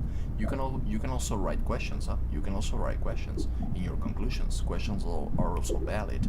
Are a valid item to share with our classmates and to get to further conclusions and to get to further details, and that actually enhances the interaction and the conversation. So yeah, I mean, any day that you can send it, it could be either Wednesday, Thursday, Friday, you know, before Saturday, so that we can discuss and yeah, that's the idea. Sometimes teachers tend to create a very complex scheme sometimes, you know, and well, I don't like to do that, because sometimes that actually limits the creativity of a student, and it's not good, you know. I mean, each one has its own way to express, each one has its own way to elaborate, and that's really important, that you can that you don't feel limited in those squared programs, you know.